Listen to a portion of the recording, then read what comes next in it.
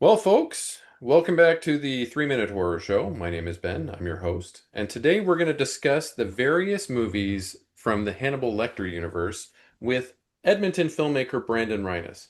He's the creator, the director, and the writer of such movies as Grotesque and the I'm Haunted series and a Hot Box and a bunch of other stuff. Thanks for having me on the show. Yeah, no problem. So we did a little thing a couple of weeks ago on Brandon's channel where we discussed all of the films of the Nightmare on Elm Street series, and we're going to do the same thing this go around with the Hannibal Lecter movies. It's going to be a little bit of a shorter video. There's fewer movies, but I'm hoping that we can talk about the series a little bit too, because I feel like the series eclipses the movies in a lot of ways. The TV series. Let's do it. All right. So, before we get started, is there anything you want to talk about in general about the Hannibal Lecter movies? How do you feel about them? Overall, I think they're great. Yeah, And it's funny how we call it the Hannibal Lecter yeah, series, even though he wasn't even supposed to be the main character. He was just a small kind of little plot in it. And it was based around Will Graham or Clarice Starling, other characters. And then, usually due to the performance of the actors in the movies, mainly Anthony Hopkins, he basically overshadowed the entire movie where everyone's like, oh, the Hannibal Lecter movie. Kind of like he's the central piece of it and everyone else is secondary. So that's what everyone, if you want to reference the movie, people know Silence of the Lambs for Anthony Hopkins playing Hannibal Lecter. So when eventually they got around to making like a TV series about it, it wasn't, he's no longer a background character. The series is like named after him, and then they do a prequel about his character in Hannibal Rising, and so it's just kind of funny that some character that was not intended to be such a big deal ended up becoming a big deal. absolutely. And he's a weird character too, in the respect that he is another one of those characters that's the brutal, deadly killer, but somehow he's charming enough that you always kind of, in the back of your head, you want to root for him. And unfortunately, I think that that kind of got into Thomas Harris, the creator of Hannibal Lecter's head, and kind of influenced his decisions in telling the story as time passed. I think I mean, he's like the rest of us. He's a businessman too. He Yeah, he saw the dollar signs and was like, I'll sacrifice my creative vision to focus more on everyone's favorite character. Like, why not? And yeah, it's funny too because like Hannibal Lecter was such a famous fictional serial killer that I think people began to believe that that's what serial killers are like. Because you started to see that everywhere. They thought, oh, they're these super geniuses, where it's like, no, on yeah, average, they're usually stupid. They're below average intelligence. yeah, But this one super smart guy, everyone thought that in real life, that's what serial killers are like. yeah, So that forever influenced anytime you have a serial killer in a movie, like almost every single time you could see the Hannibal Lecter reference. They're like very very smart, very very cunning. They're like mocking the interviewer. Where it's like if you just watch, on YouTube, you watch interrogation videos of serial killers. None of them are like that ever. oh, So it's just weird that some fictional character could just have that much influence on pop culture. absolutely. Most of that prestige or most of that mystique around the serial killer is just reverence of serial killers in general. It's just the whole concept of serial killers is mystifying, and so people read things into the things that these people are saying that aren't necessarily there. Like Charles Manson, who people try to, some people would like to go ahead and say that he's like some sort of um, closeted genius, you know. He's an idiot. I Yeah. mean, Charles Manson was an idiot. He was stupid. Mhm. He wrote some good music, like his songs were pretty good, but um, he was an idiot. Ed Kemper, pretty smart, still an idiot. I mean, these Yeah. guys got caught, right? Yeah. Exactly. I mean, Yeah, Charles, that's a good example. Like hearing him talk, yeah, he just speaks in this way. Some people, they see it as some kind of poetry or something, and it's like, no, he's just rambling on gibberish. Like yeah, maybe that's a talent in its own, just to be able to talk a whole bunch of bullshit that makes no sense but sounds kind of cool. But people like, oh, it must be, there must be some meaning behind these words. It must be something that most people don't even understand. However, if I understand it, I'll be part of like some yeah.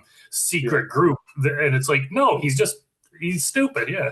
That QAnon stuff. I read a really good quote recently that said that everything looks like a conspiracy to someone that doesn't know how anything works. Yeah. Yeah. Yeah. Yeah. Lecter himself, though, is interesting, as we said. He's charming, he's brutal, he's deadly, but he also seems to have an honor code where if you're rude or some sort of boor or belligerent or gross, he's a lot more likely to kill and eat you than somebody who's nice. Yeah, But that doesn't apply to people who are in his way. If you're in his way, he's going to kill you anyway.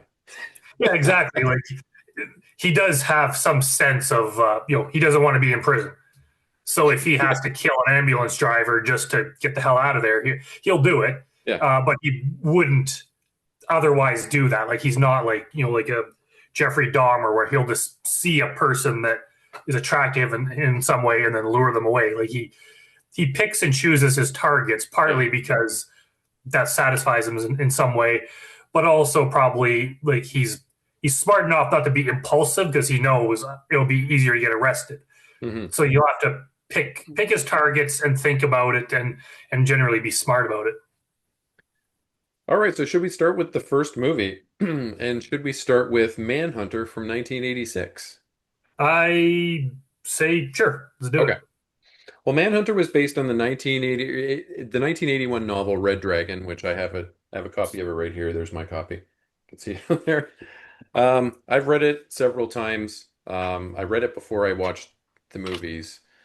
Um, it is directed by Michael Mann, starring William Peterson from CSI. He plays Will Graham in this one. Brian Cox from Succession plays Hannibal Lecter. It's spelled a different way in this movie than it is anywhere else. It's Lektor, which is interesting. Jack Crawford is being played, who is Will Graham's boss at the FBI. He's being played by Dennis Farina in this one. And Dennis Farina is no Scott Glenn. We'll get into Scott Glenn later. Scott Glenn's my favorite. But this one is basically telling the story of Will Graham is called back into action after being horribly injured by Hannibal Lecter capturing him to help the FBI collar another serial killer. Apparently, Will Graham is the foremost profiler in the whole world. He's the only guy who can get into these people's heads, and so they call him into action to help him out with the Tooth Fairy.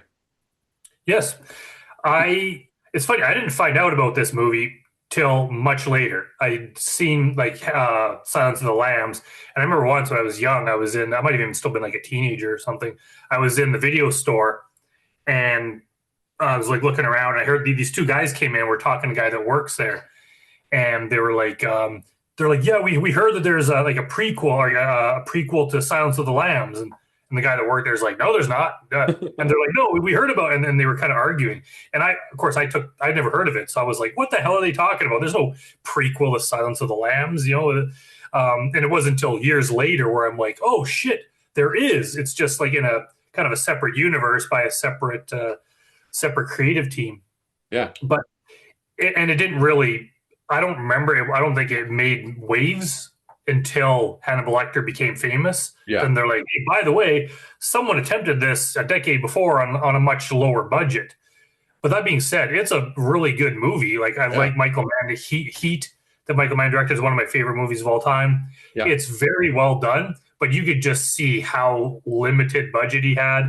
And I heard that even he kind of doesn't like it because all he sees is the limitations. Like everything was rushed. They couldn't do what he wanted, but people seem to love it.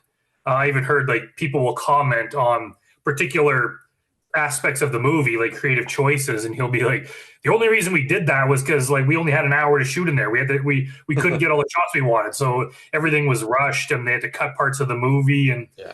but I think that made it better. Like it has a different look to it. It almost looks like a TV movie. It looks kind of cheaper, but I love it for that reason. It's Yeah. just so well done. It's just such a cool movie. They had to film some of the shots guerrilla style too. So they didn't have permission to film in a lot of the places they were filming in. So, for example, on a plane, they kind of wore Manhunter crew jackets to kind of put people at ease, but they were kind of backwards. They were kind of backwoods filming some equipment that they carried in their carry-on luggage and doing some shots on there. And they didn't tell anybody about it, so no one was the wiser. So it was pretty good. Yeah, I really liked it too. I hear that the reason why it was called Manhunter and not Red Dragon, it was initially supposed to be called Red Dragon, but Dino De Laurentiis, who was the producer, had a movie bombed the year before that had dragon in the title, and so he got the squirrelies from it, and he decided it was going to Ah, be called Manhunter instead, and he took that Manhunter title from a review that Stephen King wrote of the book years before in 1981. oh, I did not Yeah, know that. yeah. And also, um, Brian Cox was not the first choice to play Hannibal Lecter. Also up for the role were Brian Dennehy, John Lithgow, Mandy Patinkin, or William Friedkin. William Friedkin was up for it as well, which is weird, right? Yeah, and did not consider him an actor, but Yeah. Well, he almost played Hannibal Lecter, so it's pretty crazy. we. Yep. I think they made the right choice. I like uh, what's the guy they picked? Brian Cox. Brian Cox. Yeah, I think he did an excellent job. I would say it's different than Anthony Hopkins, and it's obviously not the more famous one. Yeah. But I think he did pretty much like equal job. It was just like a different interpretation, but still pretty close. Absolutely. And I think the reason why they chose him in the end is because he is European and none of the other guys were. And people, for whatever reason, Americans see the ultra intelligent serial killer as a European most of the time. Yeah, it's just one of those weird things where like, it's like a like certain Brit, not all British accents, but Yeah, that kind of British accent sounds intelligent. Of course, that's a stereotype because it doesn't mean you're smarter or not. But absolutely. Yeah, I don't think it would have worked. Like Brian Denny, he's a good actor, but that American accent wouldn't have sounded as like scary. It would have been different. right. Yeah. And then, like you said, he's used very sparingly in this movie. He's a side character. He's just there to provide context.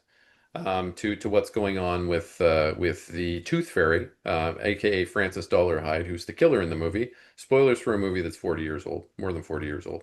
That's fine.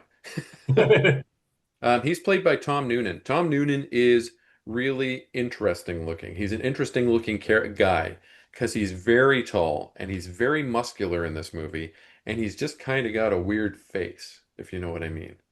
And it's Yeah, funny he's because, sorry, go ahead.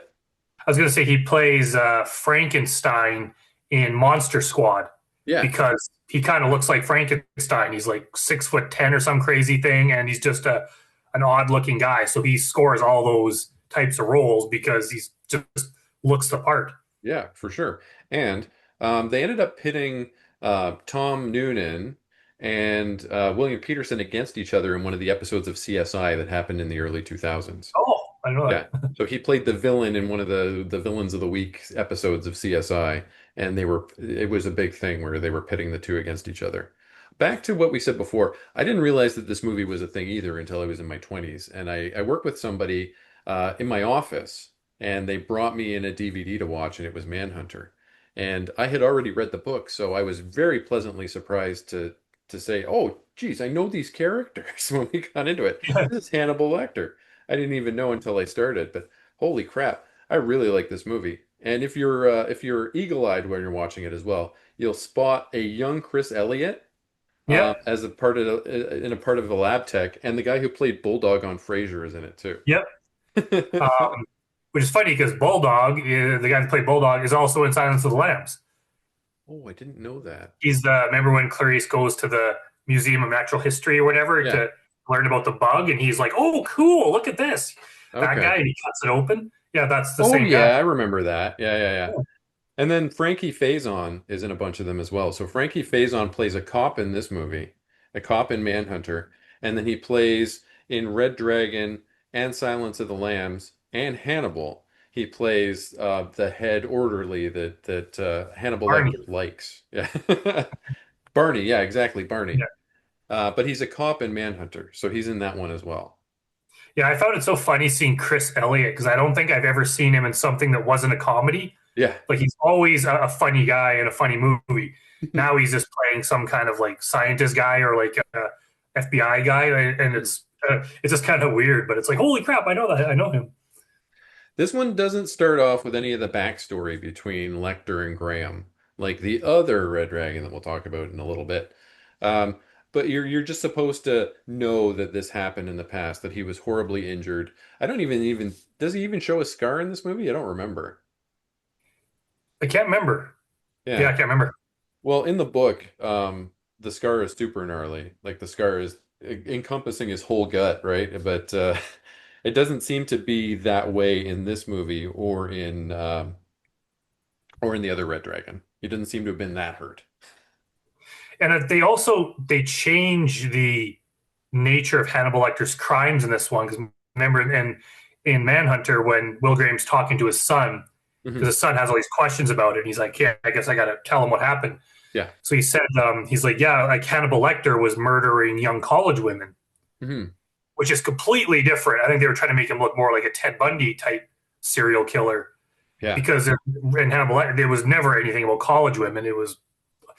Also pretty much everyone except young Yeah. college women. People So I who think pissed they him just off. changed that Right. detail that Yeah. they didn't plan on there being sequels. So like let's just make him a run of the mill serial killer.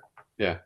He was more interested in people who hit the wrong note when they're playing the flute in the symphony, or Yeah, exactly. people who tell bad stories at parties or something like that. Yeah. So also in this one, there's a character in Red Dragon and Manhunter named Freddie Lounds, who's a tabloid reporter. And in this particular version of the movie, he's played by ultra badass Stephen Lang.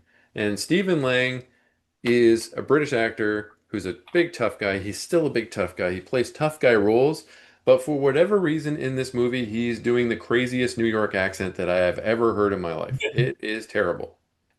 I yeah, in Red Dragon, I mean we could discuss later whether or not Red Dragon is a better or worse movie, but he's played by Philip Seymour Hoffman, who's Yeah. like, excellent actor. Yeah. So one of the drawbacks of Manhunter, I find, is just that role was Mhm. passable, but nowhere near as sleazy and as well played as the Philip Seymour Hoffman version.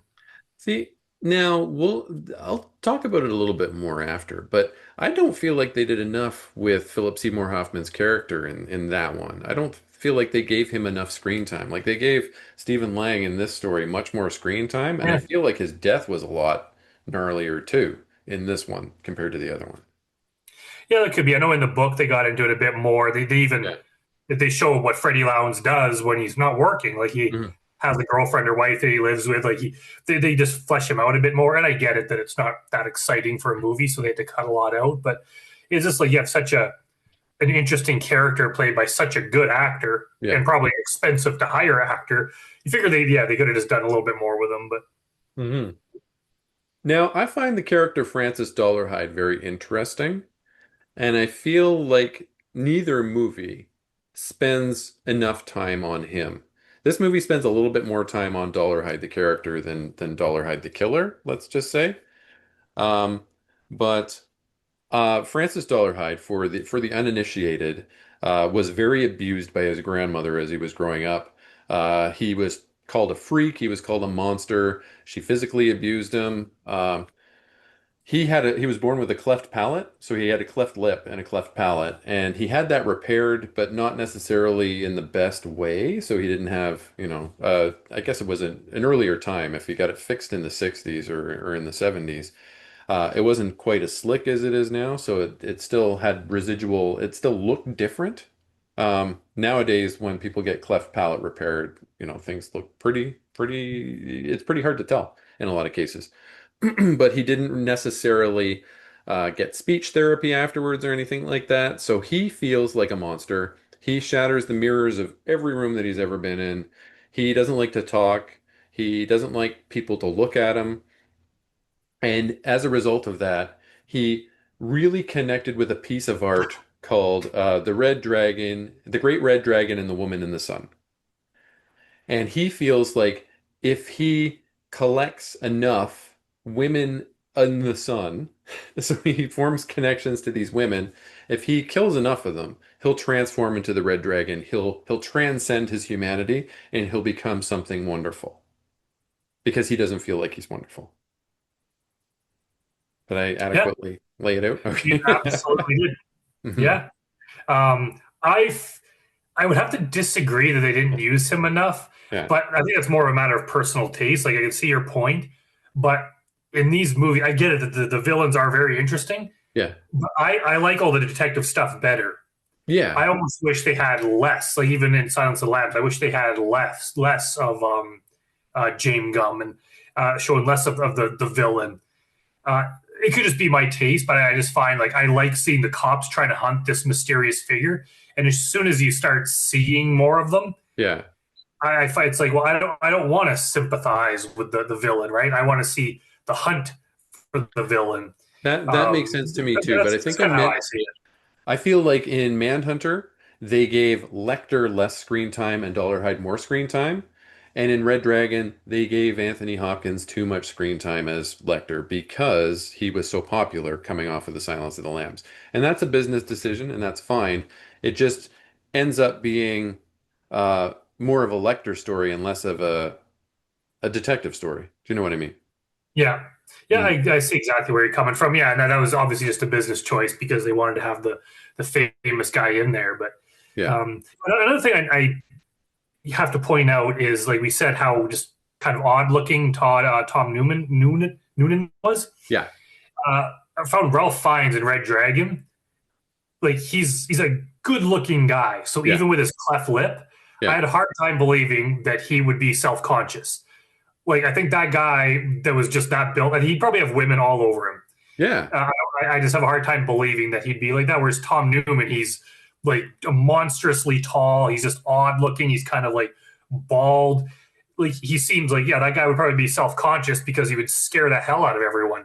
And it's not because of the cleft lip. It's because he towers over everyone. He's just very odd looking. He's intimidating as hell. He's just weird.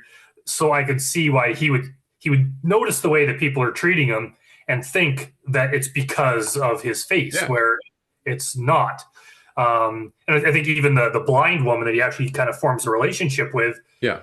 even says, like touches his face, like I could tell that you've had like soft palate surgery and you're Mhm. probably self conscious about it, but you shouldn't be. Yeah. So she kind of points it out that, and even in Red Dragon when Dollar Hyde goes to the museum to see the painting and he's talking to Yeah. the woman that works there and she's like, oh, I talked to you on the phone. I expected you to look different. And he's like, what do you mean? And she's like, I don't know, just different. Like she didn't mean it as an insult, but he Yeah. took it as I'm ugly, where it's like, no, that's how I see it. Yeah, exactly. And I get the business reason also why you want to cast a big Hollywood star who's handsome to play the role. But um, like you said, Tom Noonan, great for the role. Big, weird looking guy. Even the guy, Ted, what's his name, that played Buffalo Bill, that played James Gumb in the second Yeah, movie. I mean, he's an odd looking duck too. I mean, it's better, I think it's better to go with the odd looking duck. You could find yeah, lots of weird character actors to play a role like that. Like even Crispin Glover. Crispin Glover would have been fantastic as yeah. Francis Dollarhide, right? Not to get off topic, but I found the same thing with the remake of Carrie. Yeah. It's like the Sissy Spacek. She's definitely not. She's not unattractive, Hmm. but she's kind of weird looking. I think that Yeah. she like I could see a girl like look like that getting picked on in school. In the new one where they had the girl from Kick Ass, Yeah. like, I'm like I don't believe that she's picked on. That she's the what she would be one of the bully girls, right? I just have a hard time because they just picked a pretty Hollywood actor where it's like I think people generally know like they can point out who's going to get picked on for being weird in school and who's not, and it's usually the pretty people, the good looking people are not Yeah. picked on, not all the time, but I just find that it is something where you could benefit by picking a weird looking bastard like Tom Noonan. Hmm. So, as the story goes on, Frances Dollarhide meets a blind woman named Reba that we kind of alluded to already, and the two of them start to date. They're seeing each other casually. He starts to read a lot into the relationship. She seems to be very into him too, which is great. The red dragon persona that lives inside of his brain wants to consume her, and he as a person, like as this split personality, has decided that he wants to save her from the red dragon. So that's good. He's showing some growth. Maybe he's going to come out of this. But then he accidentally he misconstrues a situation between her and one of their other coworkers, where it looks like they may have some sort of romantic entanglement, and then he decides that okay, she's toast. Which leads us in this movie, in this movie in particular, it leads us towards the final confrontation, which is super cool and badass. So it's going through a strobe light in Francis Dollarhide's crazy mansion with all sorts of weird abstract art all over the walls, playing Iron Butterflies in Agata Davida, and it's just like a psychedelic, crazy, um, pursuit. It's insane. Mirrors smashing everywhere.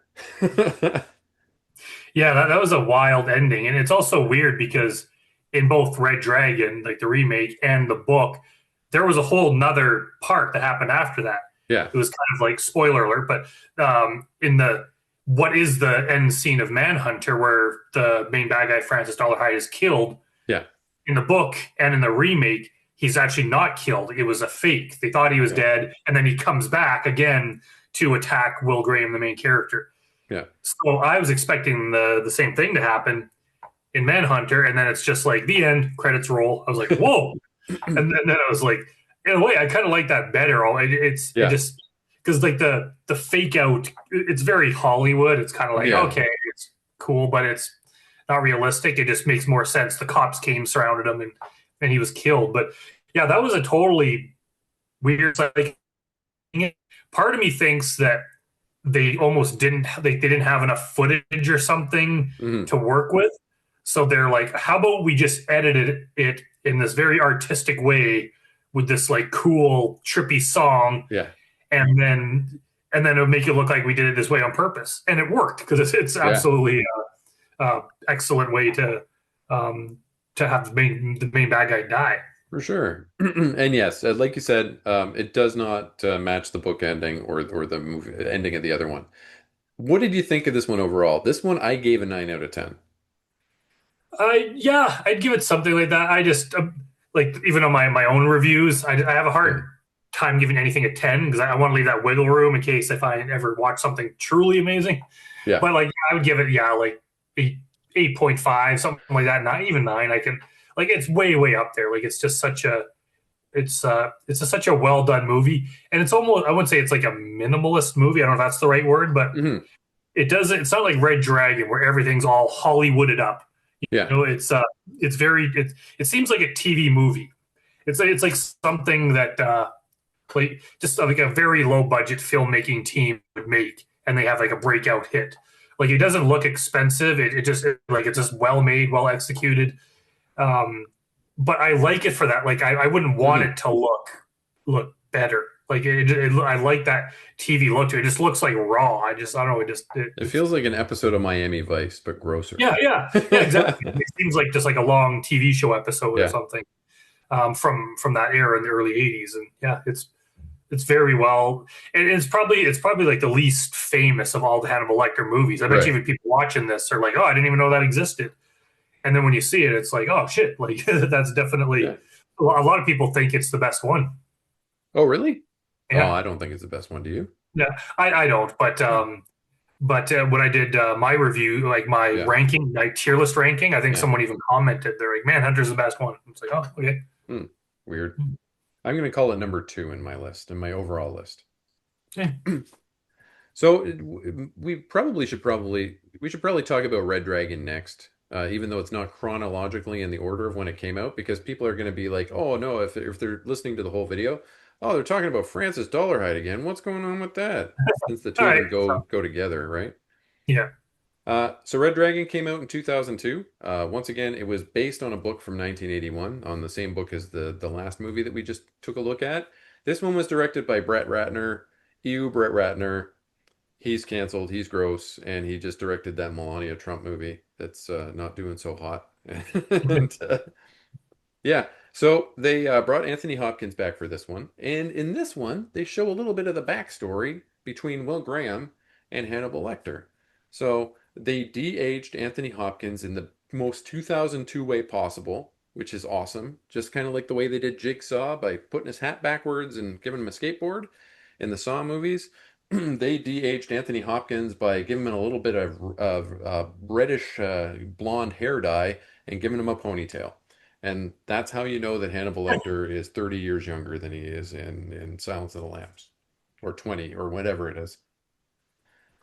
So we get a little bit of history. Edward Norton plays Will Graham in this one, and he accidentally kind of figures out that the person who's been killing people and eating them in the area is Hannibal Lecter. He kind of figures it out. They're investigating the disappearance of a flute player, and as they're going through that, uh, Hannibal has just had a dinner party where he served the flute player as sweetbread, and he made sure that he told Will Graham that it was sweetbread that he was serving. Will Graham goes poking through his office while he's there to talk about a different case, and then happens to see that there's a little dog ear mark on some French gourmet book where they teach you how to cook people, I guess. And then sweetbread is written on it, and they almost kill each other. Now, in the book, I don't think that Lecter is injured as badly as he was in this movie, but it works either way. He's captured, Will Graham is injured like crazy, and he goes on leave after that. Now, the movie picks up, and it's the same situation as before. There's somebody who's been killing people, who the media has dubbed the Tooth Fairy, and they would like, in this case, Jack Crawford is approaching, and Jack Crawford in this movie is Harvey Keitel. And Harvey Keitel's fine. But he approaches Will Graham and he wants him to work on the case.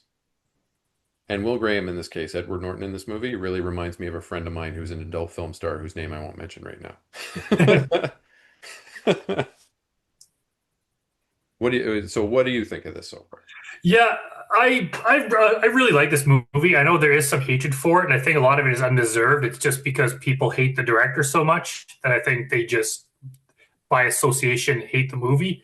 But there's a Hmm. lot of good stuff about it. There's some not so good stuff about it, but I think overall it's a good movie. Like I watch it and Yeah, I do like it. I like that opening scene with Hannibal Lecter. yeah. It's entertaining, and yeah, they said like Harvey Keitel. He's not as good as John Glenn, but he's still pretty good. He's still a Hmm. good actor. There's nothing. I don't think there's anything that stands out of the movie. Even the criticisms they gave it about like Ralph Fiennes is a really amazing actor. Yeah, I just don't think he quite fit the part here, but he's a good enough actor that he still did good. yeah. I don't think there's anything bad in this movie that I can think of off the top of my head. And if there were, it was just little, minor criticisms I would have had. But overall, it's a very well done movie. They have more Hannibal Lecter in it. He Yeah. plays a bigger role. It's pretty much the same story as Manhunter. If you watch them both back to back, it's the same story with a few differences. There's a couple parts that are in one that aren't in the other. And of Hmm. course, the big difference is in Red Dragon, they have the whole ending scene where it turns out the killer didn't die. He Yeah, was just in hiding and he switched out his body for someone else. And then he yeah, comes back and attacks Will Graham again and then gets shot. yeah. He gooped the head of the guy who Reba was kind of who he this guy gave Reba a kiss on the cheek before he left, their coworker, and Dollarhide shoots this guy, and then when it comes time to fake his own death, he shoots the head right off of the other guy with a shotgun, so he's unrecognizable. He's gooped the head and then left that body in where he set the house on fire. And in this Yeah. one particular movie, he has found out where Will Graham's family lives through a message from Lecter in the newspaper, and he's gone to try and go and kill Will Graham and his family. Yeah, I think overall, I like the detective stuff. Hmm. I like it better in this movie than in Silence of the Lambs, even though I like the movie Silence of the Oh, Lambs really? better. Yeah. But just all the fact is basically Francis Dollarhide has been like murdering families. He'll sneak into houses in the middle of the night Hmm. and uh, basically murder the whole family. And it's happening like in different states, and they can't figure out like where like how is this guy picking his victims. Yeah. So just the way that they go through all the houses and they're trying to find the connections and everything. I find it's just kind of fascinating how Will Graham will watch like the old home videos from the family and just be picking out things like, hey, the lock on their sliding door, it's different than the lock that they had when we showed up. So they had at Yeah. some point they had someone to come in to change the lock. All these little details that added up end up figuring out they track the killer down. Yeah, and the intricacies of the murders themselves as well, like where he takes little pieces of each of the mirrors that he smashes and then puts them over the eyes of the people who are witnessing the crime afterwards. And even the fact that they decided to, they figured out that he must have touched the eyeball of the woman who was his ultimate target in each of these situations. And so they fingerprinted, they dusted, not dusted, they looked for latent prints on the eyeballs themselves and they found them. Very interesting. Yeah, it was, and I think Edward Norton is it's a far different performance than Hmm. what's his name from Manhunter. William Peterson. Yeah, it's different than William Peterson. They're both equally good. It's just different actor, different interpretation. But I Yeah. think he did a very good job at it. My problem with both of them compared to Hugh Dancy, who played it on the show, who played Will Graham on the show, is that Will Graham in the books is supposed to be a haunted character. So he gets himself, he's such an empath and he's such a good profiler that he's able to put himself completely inside the heads of these killers. And what's the Nietzsche quote? When you look into the monster starts to look into you as well. Uh, So he gets to a point where he's this haunted kind of shell of a character that's just been destroyed by all of these horrible things that he's witnessed and these horrible people whose heads that he's kind of been inside metaphorically. And I don't think that either William Peterson or Edward Norton conveyed the subtlety of that very well. Like Edward Norton kind of always has a little smirk on his face. Do you know what I mean? He's like, huh. And that's just the way he is. And he's a good actor. I mean, they're all good actors, but I think that in a lot of ways, and when we get to it, the Hannibal show has spoiled those characters for a lot of people. Like that show was very, very well done. Yeah, I think William Peterson did a better job at playing the haunted guy. Yeah. It wasn't to the same extent as the book, but I think he did it more. It seems like I don't know if it was Edward Norton's interpretation of it or if the director just told him not to do it, but it seems like they scrapped that all together. Hmm. He was he's just like a very good detective, Yeah. um, and I think his main motivation for being reluctant to come back was he almost died, and now he has a kid now, and his Hmm. wife's like the last time you worked, you were stabbed and almost died. Like, don't do it. But he's like, oh, I want to do what's best for my family, but I also can't abandon the police when this crazy killer's out there. Yeah. So he kind of plays it like that, but there was no empath angle to it. There was no he didn't seem haunted by the past. He was just a guy that was just thought to be retired, but he had a close brush with death and was going to retire, and now he's back. So Yeah. yeah, I can see your point on that.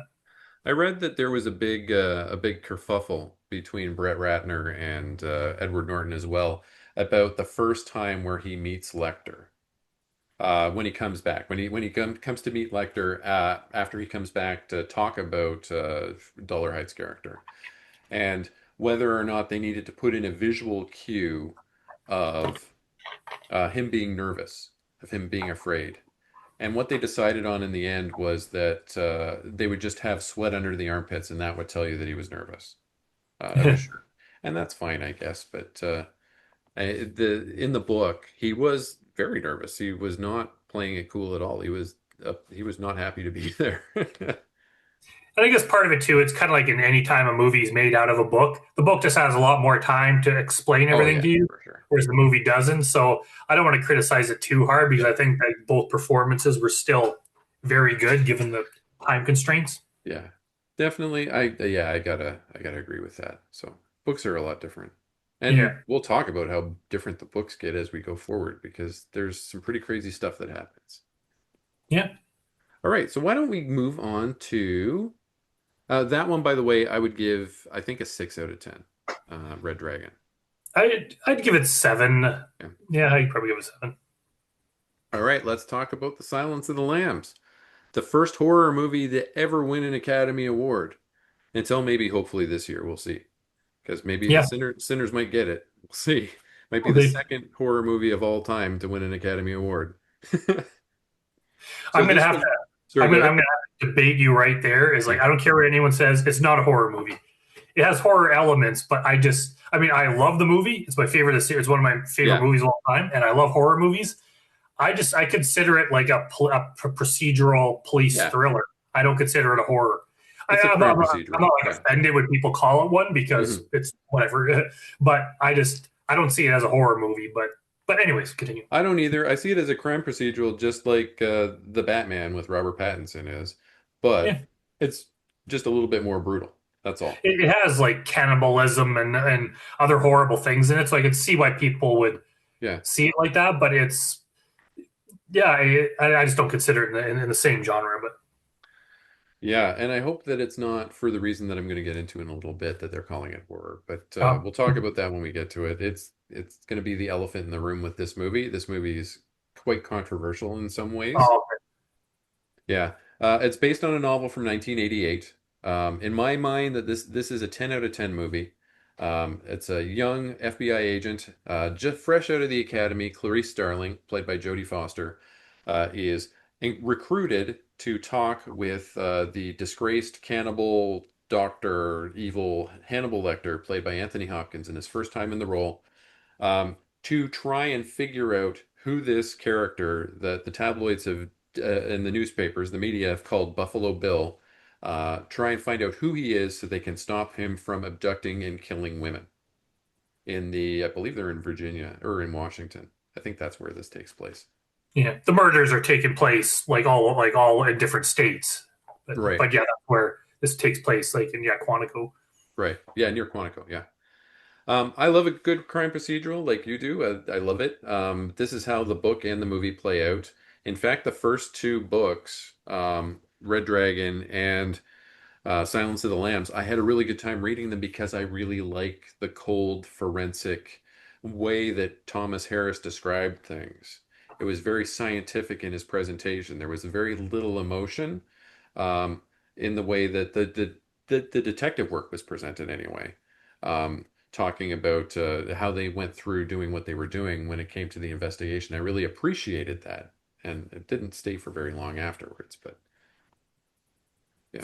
Yeah, I think this movie is excellent. It was the first one I saw, and like I've loved it since I saw it. And funny enough, like when it came out, I was quite young, Yeah. too young to watch it. And I remember my mom went to see it with a friend of hers, Hmm. and she came home absolutely traumatized.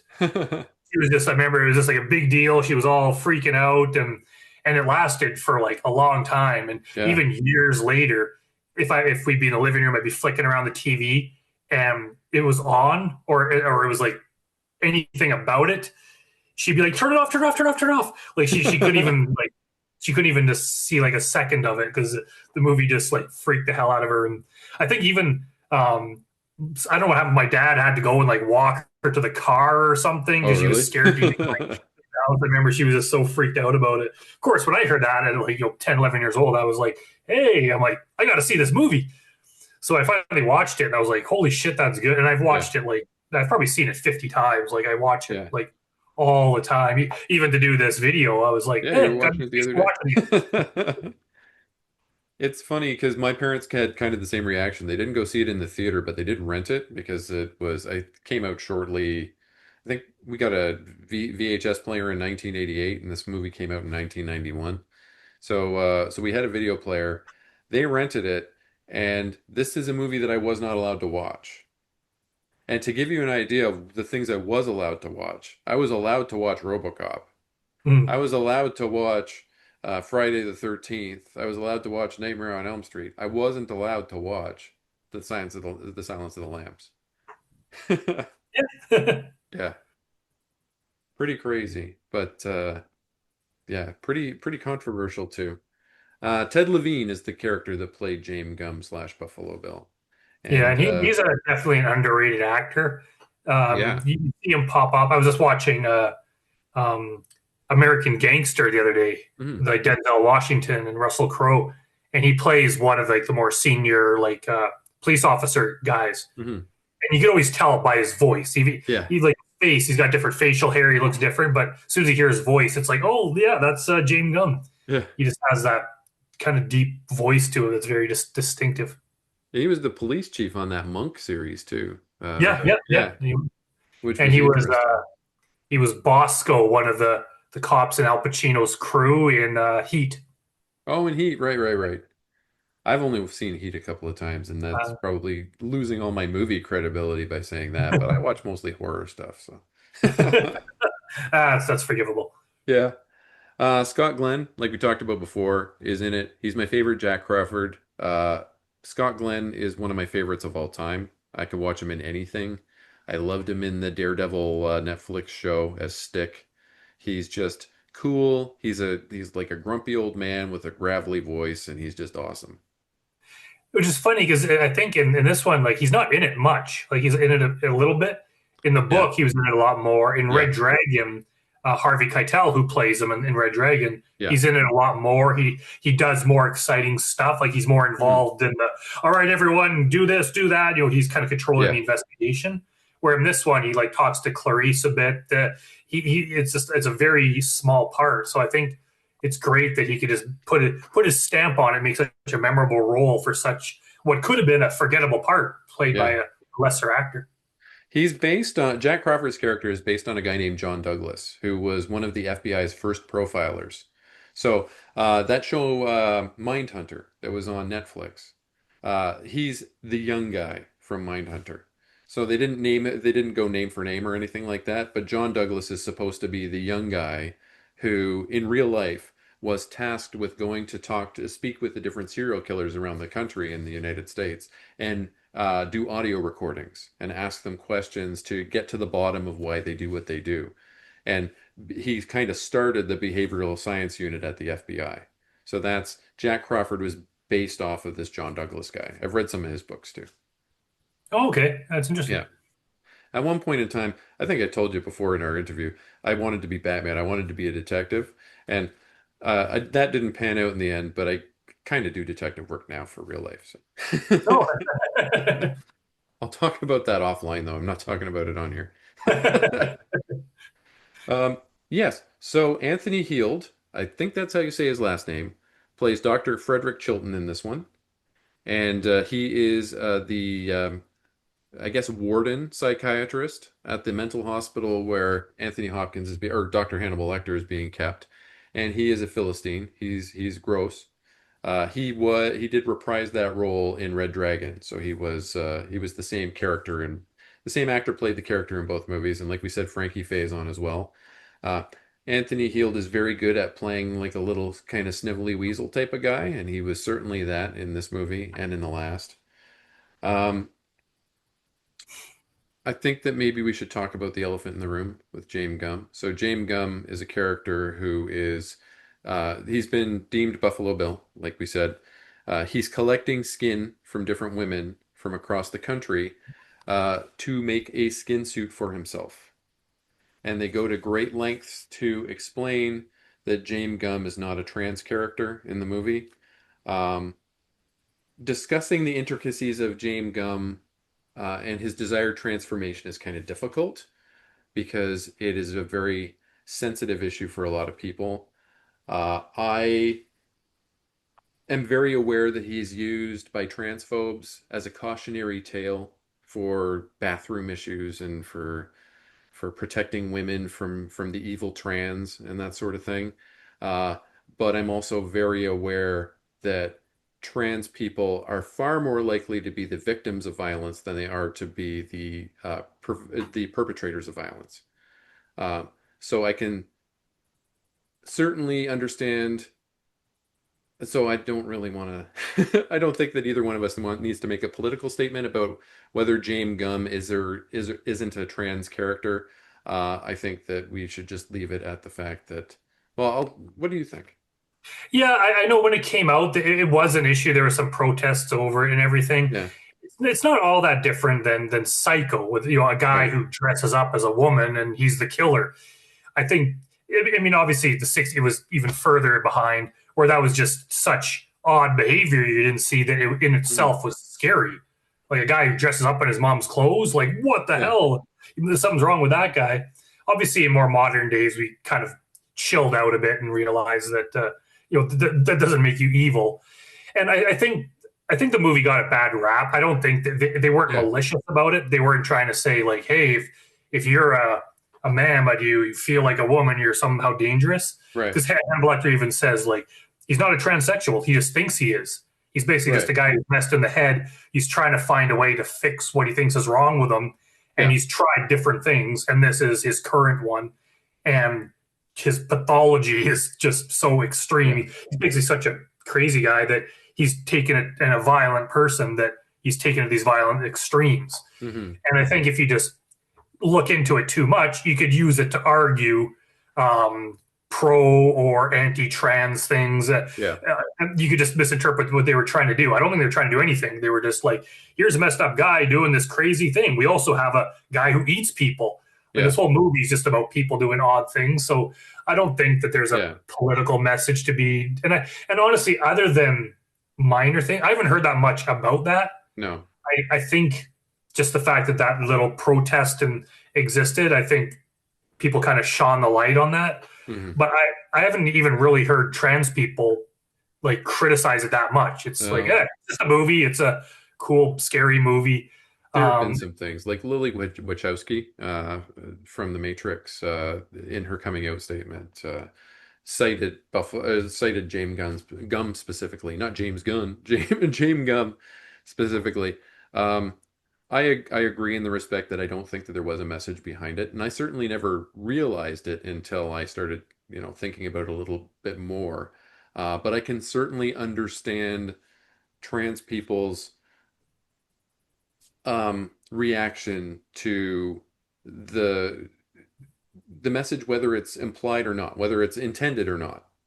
I can certainly understand the how the anti people can weaponize this message, whether yeah, it's intended or not, and how people are taking it on the other side.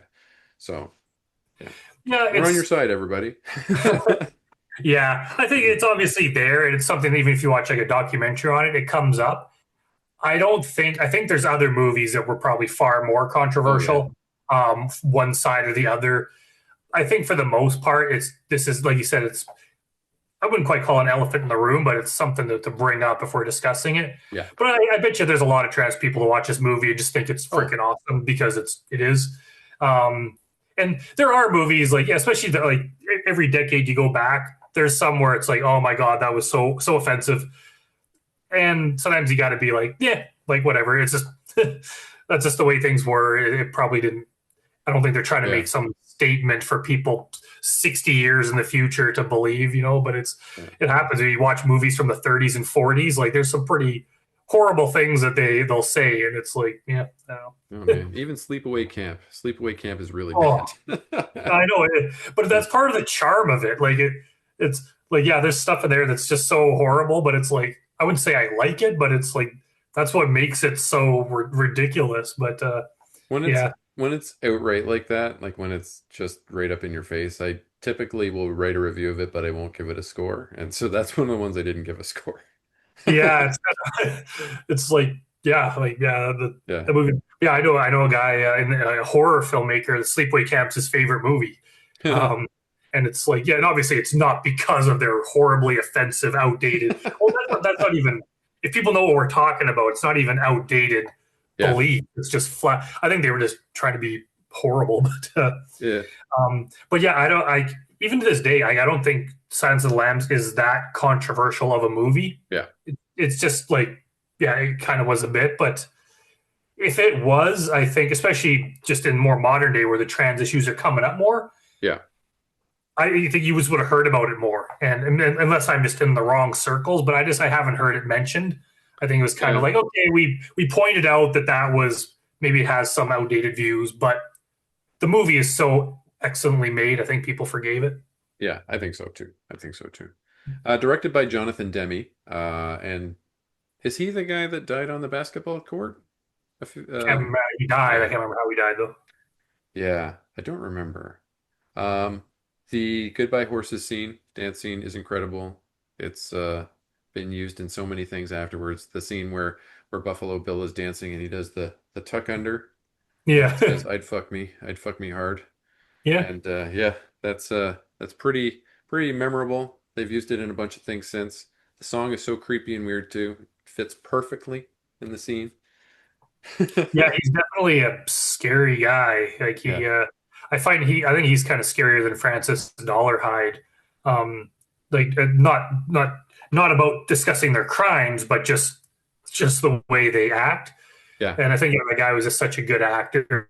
and even just the way he talks, like when Clarice finally like gets face to face with him near the end, Yeah. and then she's asking about the missing girl, and he's like, "Oh wait, was she a great big fat person?" It's like he's partly so dumb, but Yeah. also like that's the way he thinks. Like just those little lines and the way he delivers them, it Yeah. comes across as so real, but so like WTF. But apparently he's a real sweetheart. I would like to, if I can find it in the video, I'm gonna pop it up here. I've seen recently on social media photos of him and the congressman's daughter that he kept in the well, of them just enjoying sandwiches together in between takes and just having a great old time. It looked like they're just chatting about things and having fun. Yeah, I Um, can see that. yeah, another memorable line, another often quoted line. There are many in this movie. Like Yeah, I enjoyed her liver with some fava beans and a nice Chianti. And I'm not going to do that. Well, I just yeah. did it. I just did it. So Or um, the it puts the lotion on its skin. yeah, Even to this very day, it's like what, like 30, 40 years later, yeah. like I still see memes of that movie like all the time. It pops up all the time. It was just in a movie that I watched the other day about somebody went out for Halloween as the lotion in the basket or something like that. Yeah. So yeah, very memorable movie. I thought that the Death's Head moths were very cool and the way that they'd find their way into things. Those were very neat. And like you said, Bulldog popped up again. I forgot it was Yeah. Bulldog. But as an entomologist, to assist in determining what species of moths these were and what kind of environment they could live in. Yeah, there's a lot of just like smaller elements of this movie. It's what makes it so great is it's not only the big things like the Yeah, violence and the cutting the guy's face off, things like that yeah, that are huge. There's so many small things. Yeah, like the moths. There's just like little things. I even find just the way um, they are in the South there, Virginia, or wherever they mhm, are. Even just the way some of the houses look, like it just yeah, looks like it's like a poorer kind of town, and it's like the fall. It just everything just kind of looks creepy. Like if it had been New York City in July, it wouldn't have yeah, had the same vibe as it did. And just like the train tracks, there's like every little detail kind of just has some sort of like, let's say scariness, but it has some sort of unsettling feeling to it. yeah, definitely. Yeah, I didn't think about that, but absolutely.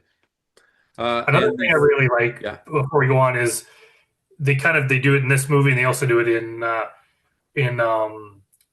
Hannibal, hmm, where it's like Hannibal Lecter is so smart, like he just looks at you, or any information you have, and he could just use it to figure out stuff about you, and then yeah, immediately kind of like humiliate you with it. Like he did it with Clarice by pointing out like her shoes and everything. hmm, But also like when she shows her ID, he just looks at it and he's like, "That expires in 1 week. You're not a real FBI, are you?" Like most people wouldn't make that connection. And yeah, then in Hannibal, where the Italian detective hands him a business card, he looks at it and he's like, "You've been reassigned." And hmm, he's like, "What?" And he's like, "I read about you in the paper. You were working on a big murder case, but now you're working on missing persons. That seems like you were demoted." And it's kind of like it just took him all of 2 seconds to like get some information and yeah. use it to kind of put the other guy down. Just shows how perceptive he is. Yeah, and it's interesting too because he was working with the FBI as a forensic psychiatrist. And he's not a psychiatrist, he's a medical doctor. He doesn't think that psychiatry is even a profession. Like he thinks it's a fake. He thinks it's fake. Um, Ah, yeah. I think they mentioned that in Hannibal. Either in Hannibal or Red Dragon, he thinks that psychiatry is a fraud. But he works as a forensic psychiatrist and he's able to figure these people out through his probably psychopathy or his sociopathy. yeah, Mhm. When this one ends, the final pursuit in this one is done very well. It's very memorable. It's a night vision goggle fight. So James Gumb has got night vision goggles on, and he's pursuing Clarice through his basement, through his dark basement that's full of death's head moths. And all we can see, occasionally we can see through his eyes, but all she can see is one like little green circle. And she ends up being able to hear him cock his gun back to shoot her. And that's when she's able to, her hearing is so good that she hears him cock back the hammer on his gun and she shoots him. Yeah, that was a very Yeah. suspenseful scene, and then Hmm. even just like how um, before the lights go out, she's like looking through the basement, and she can hear like the woman that they're trying to save, who's being Yeah. held at the bottom of this well. She could like talk to her, but it's like, how the hell do you get her out? Plus, this guy's creeping around somewhere, so she's Yeah. like, okay, wait here. I'm going to go and get help or find this guy because there's not much she could do with this guy lurking around, which is Hmm. very dangerous when you think about it. Because what if Clarice went off and she got shot? Yeah. There's no one coming to help her. Yeah. Like so, it was very tense, and all of a sudden, yeah, the lights go out, so she's walking around trying to feel her way around. Meanwhile, he can see, and he's Yeah. like following her, taunting her, and then yeah, he makes one mistake, and she gets the drop on him. Bam. Done. And the day is saved. Another interesting thing compared to the book, in this one, basically, like Hannibal Lecter is helping Clarice track down Buffalo Bill by Mhm. offering his psychological insight, and he's trying to do it in exchange for favors, like, hey, we'll move you to a better prison, Yeah. somewhere where you'll have more privileges. In the book, they flat out say that Hannibal Lecter knew who it was. He knew who the killer was. Hmm. So he was like, okay, I'm gonna like dick around with her a little bit. Then he's like, basically, I'm gonna like argue, like, hey, I know who it is. I'll tell you if you move me.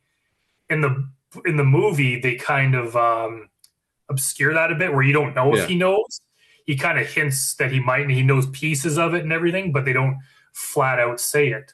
And another big difference is in the movie, it's a big plot twist near the end where Clarice realizes, like, oh my God, he's making himself a suit out of women's skin. Yeah. In the book, they figure that out right away, like right off. It's not a twist. They Yeah. just they know that's what he's doing.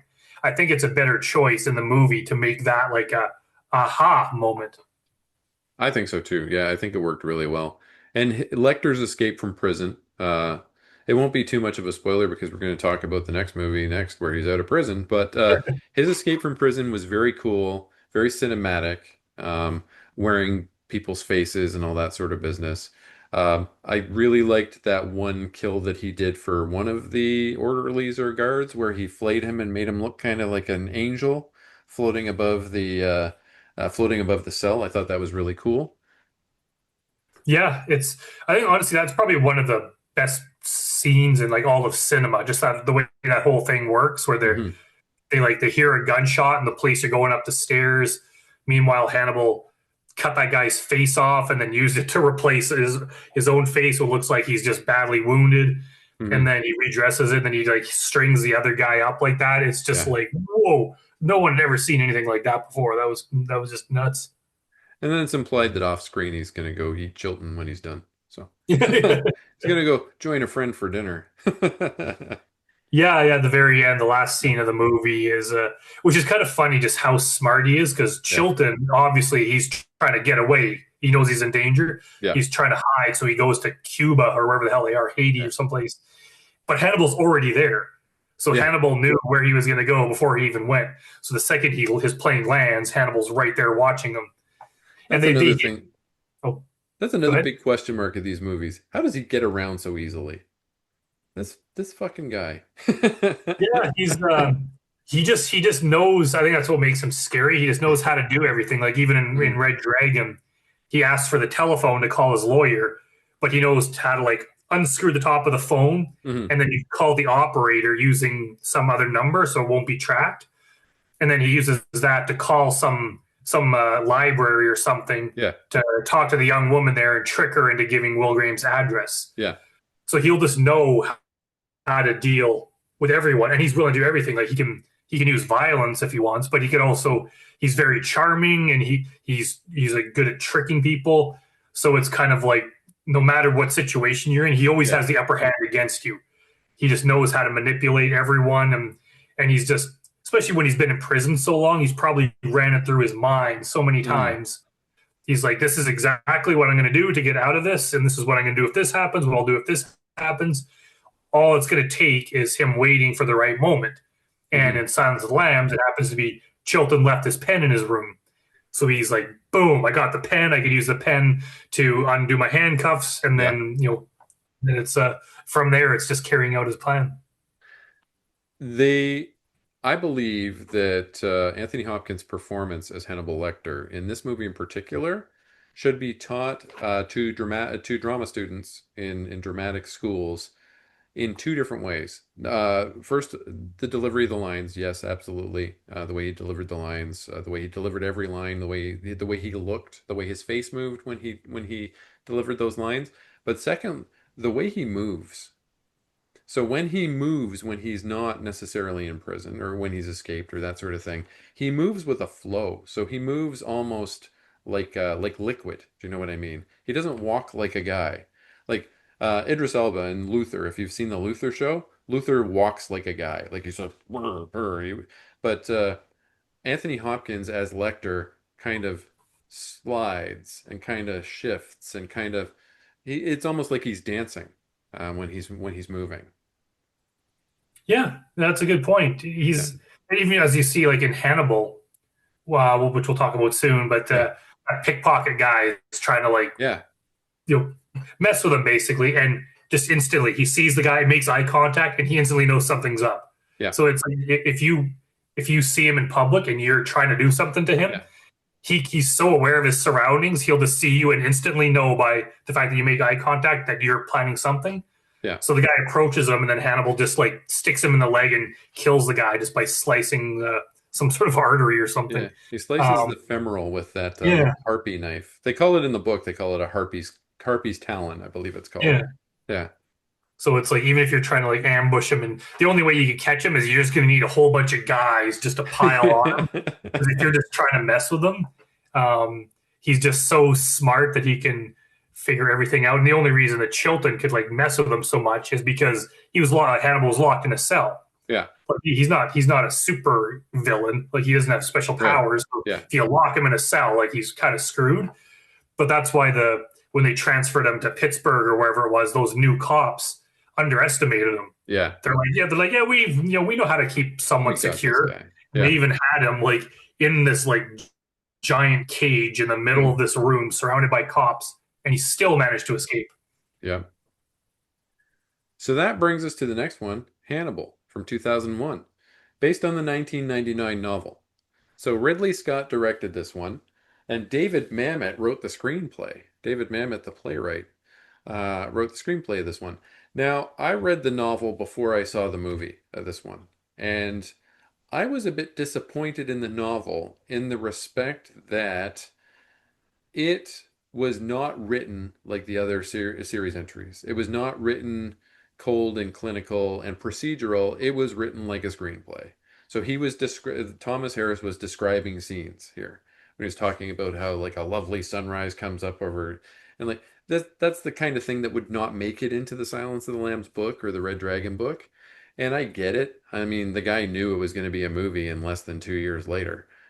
So he might as well write it that way. But before we get, there's a lot to talk about with this one because, especially with the book, because the movie ended weird, but the book ended way weirder. Did you ever Mm-hmm. read the book? Oh yeah, yeah. Oh my God. But yeah, so we open up on Clarice Starling, who has magically transformed into Julianne Moore. Uh, so Jodie Foster is not back for this one. I think that Julianne Moore is lovely. I really like her a lot, but I don't think that she's a great Clarice Starling. But either way, it's fine. We open up on her. She is leading a task force that is going to do an operation where they bust a drug gang. In particular, they want to get the leader of this drug gang. And the leader of this drug gang is a mother, and she has strapped a child to her when she's coming out with her guys, and they're doing their thing. So Clarice Starling very wisely decides that they're going to stop the operation because there's a child involved now. But the local PD who are involved in this too, from I guess maybe they're not local PD. I don't know. They're DOJ. They're Department of Justice guys. They're in there and they say no, we're going to go ahead anyway. And it turns into a bloodbath. 5 people are killed. A bunch more people are injured. Luckily, the baby's not hurt. But Clarice Starling is thrown directly under the bus by Ray Liotta and her boss. Yeah, Yeah. and I have to say, I hate that beginning in both the Yeah. book and the movie. And honestly, it wasn't like it was badly directed or badly edited or anything or badly written. It was just in the wrong movie. Hmm. Like all the other movies, they start out like Silence of the Lambs just started out with the creepy fall woods, and Clarice is like running, and they have the spooky music, and then this one all of a sudden it's like an action scene. It's like you got a Die Hard scene, and even Die Hard didn't start off with action; they Hmm. built into it. This one, it's like they open it with like five people getting shot, and there's like a gun battle and crashing cars. So like right off the bat, it's like this is a different movie, and it doesn't even fit with the rest of it. So like now when I rewatch it, like I always skip Yeah. that Yeah. opening scene. Like I just don't. It just sets it off on the wrong footing. I would have rather that happened before the movie started, Yeah. and we start with Clarice being called in front of her bosses, and they're like, "Hey, you shot a woman that was holding the baby," and she's like, "Yeah, well, she had a gun." Yeah. Like It was rather her or than me. seeing this big act. And also, I don't think that Starling's character would have been involved in something like that. I don't think that they put FBI profilers in charge of big drug busts. I think that that's something that's completely different. I don't know why she would have been even involved in that operation. I don't. I think I can't. It's been. I've read the book twice, but it's been a Yeah. while. But it could be that she, in the last 10 years, however long, like she Yeah. was, promoted up to a part where she was not just behavioral sciences. She was something else. I don't know. I don't But now that remember you either. mention it just adds the fact that it doesn't really fit in with the rest of the movie, but it also Yeah. doesn't fit in with the whole Hannibal series. Like all of a sudden, there's just like a big action scene there. Yeah, exactly. It Like I think doesn't in fit. Silence of the Lambs, there was like one person shot, if I'm not mistaken, and it was like the head bad guy at the end. Yeah. It's not a movie where five people should be shot in the first like 2 minutes. I agree 100%. And so we're introduced to Ray Liotta and her boss. Her boss doesn't play too much of a role in this movie. It's not Jack Crawford, somebody different. Jack Crawford, this is 10 years later, so he's probably moved on somewhere else or retired or something like that, considering he was such an old guy in Silence of the Lambs. He's probably gone. But Ray Liotta's character is gross, and we're introduced to him being gross as a gross guy. He tried to get in Clarice Starling's pants early in her career. He has some pretty choice, disgusting words for her that he repeats throughout the movie that I'm not going to repeat here. And yeah, so what happens with her is she gets a letter from Hannibal Lecter because she's been disgraced, she's been demoted, she's benched. And she gets a letter from Hannibal Lecter saying, "Oh, Clarice, I'm sorry you got benched, blah, blah, blah, blah, blah, something fancy." And it's got a little bit of a funk to it, this letter. It's got a little bit of a stink on it. And it's a bit of a unique stink. And so she takes it to some sniff test experts, to the Sniffy Boys.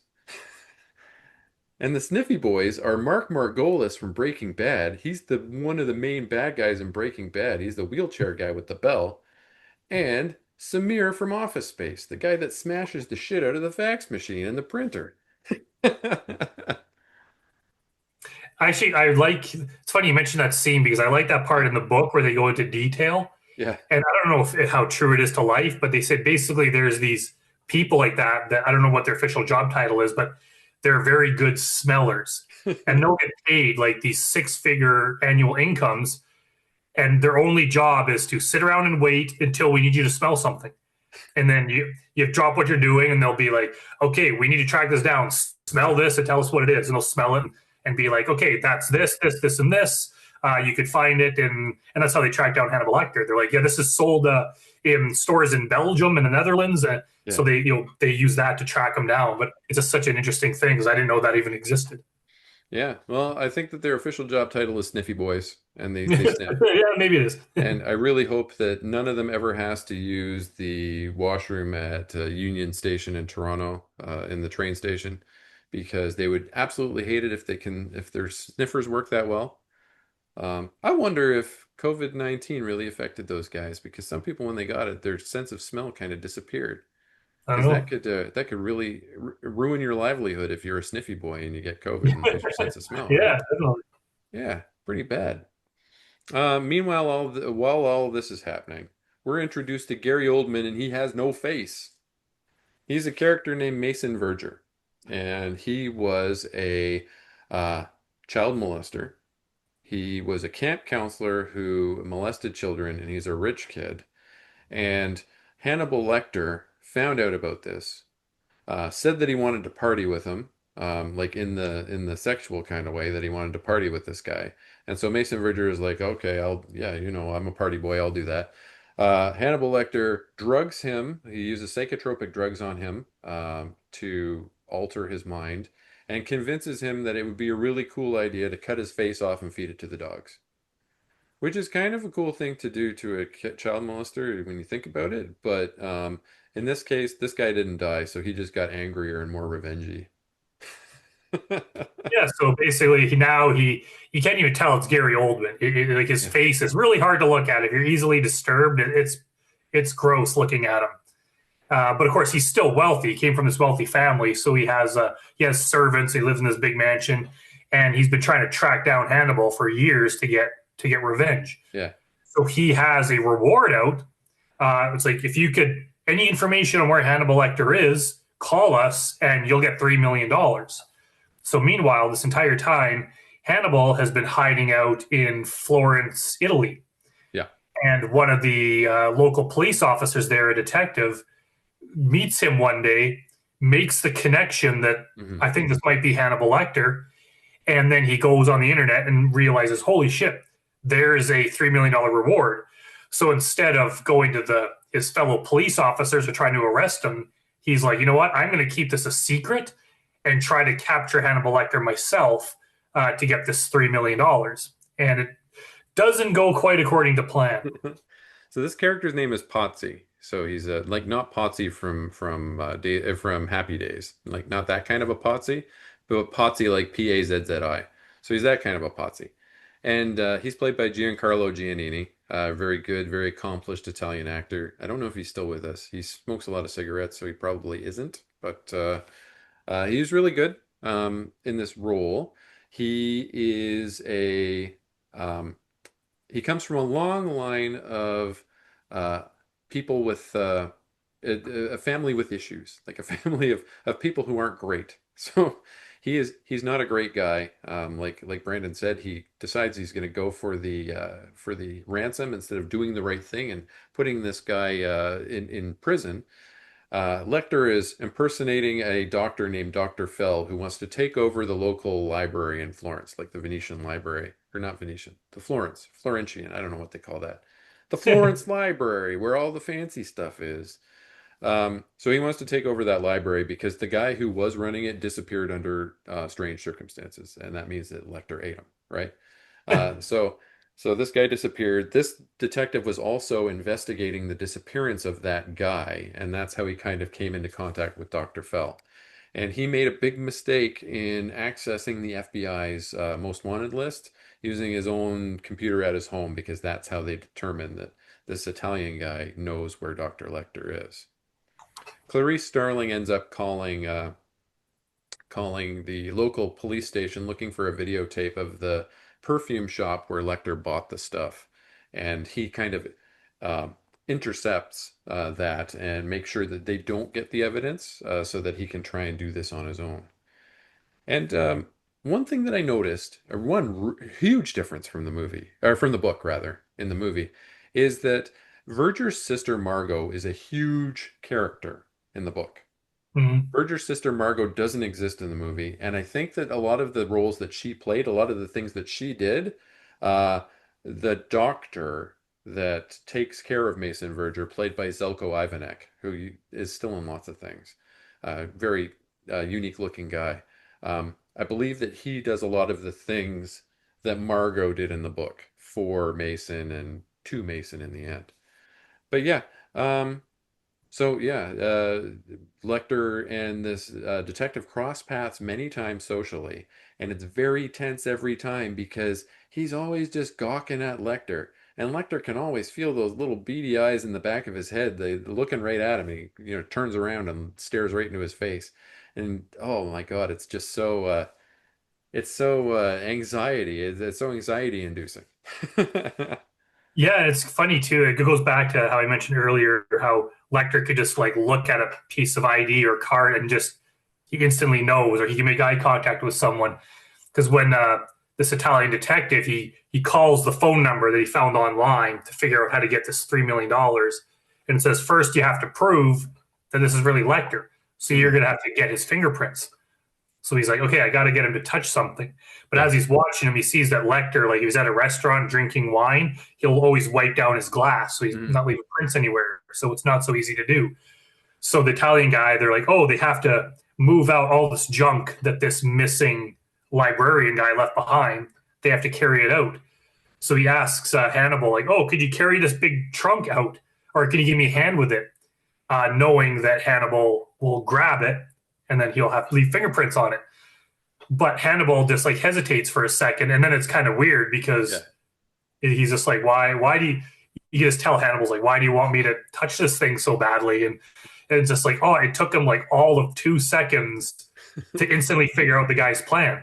Yeah. And oh, he doesn't say it, but instantly he knows something's up. And then from then on, the guy's like screwed. But yeah, it's so well that, or it's so like you put it well that it's kind of awkward because and also the Patsy, the detective, he's so anxious to get that money that every time they talk, he's like so nervous. He's partly nervous because he's anxious for the money, but also because holy shit, this is Hannibal Lecter. So he's just acting so jittery the entire time.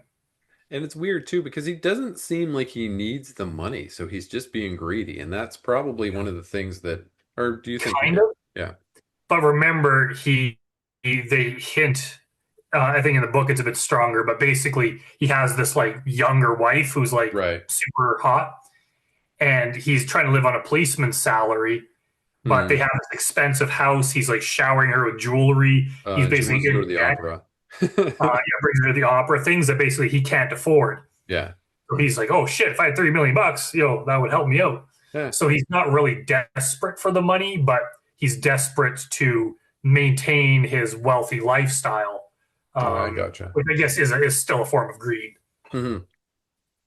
And I think that when Lecter finally does confront him, and he talks about his ancestor, the Potsy, who was hung and killed. I believe that was due to greed as well. That Potsy was killed. Yeah, he stole money. He did something, Yeah, and he was executed yeah, in like the 1500s or something. yeah, And they cut his guts open and hanged him outside of yeah. um, a window of some famous building.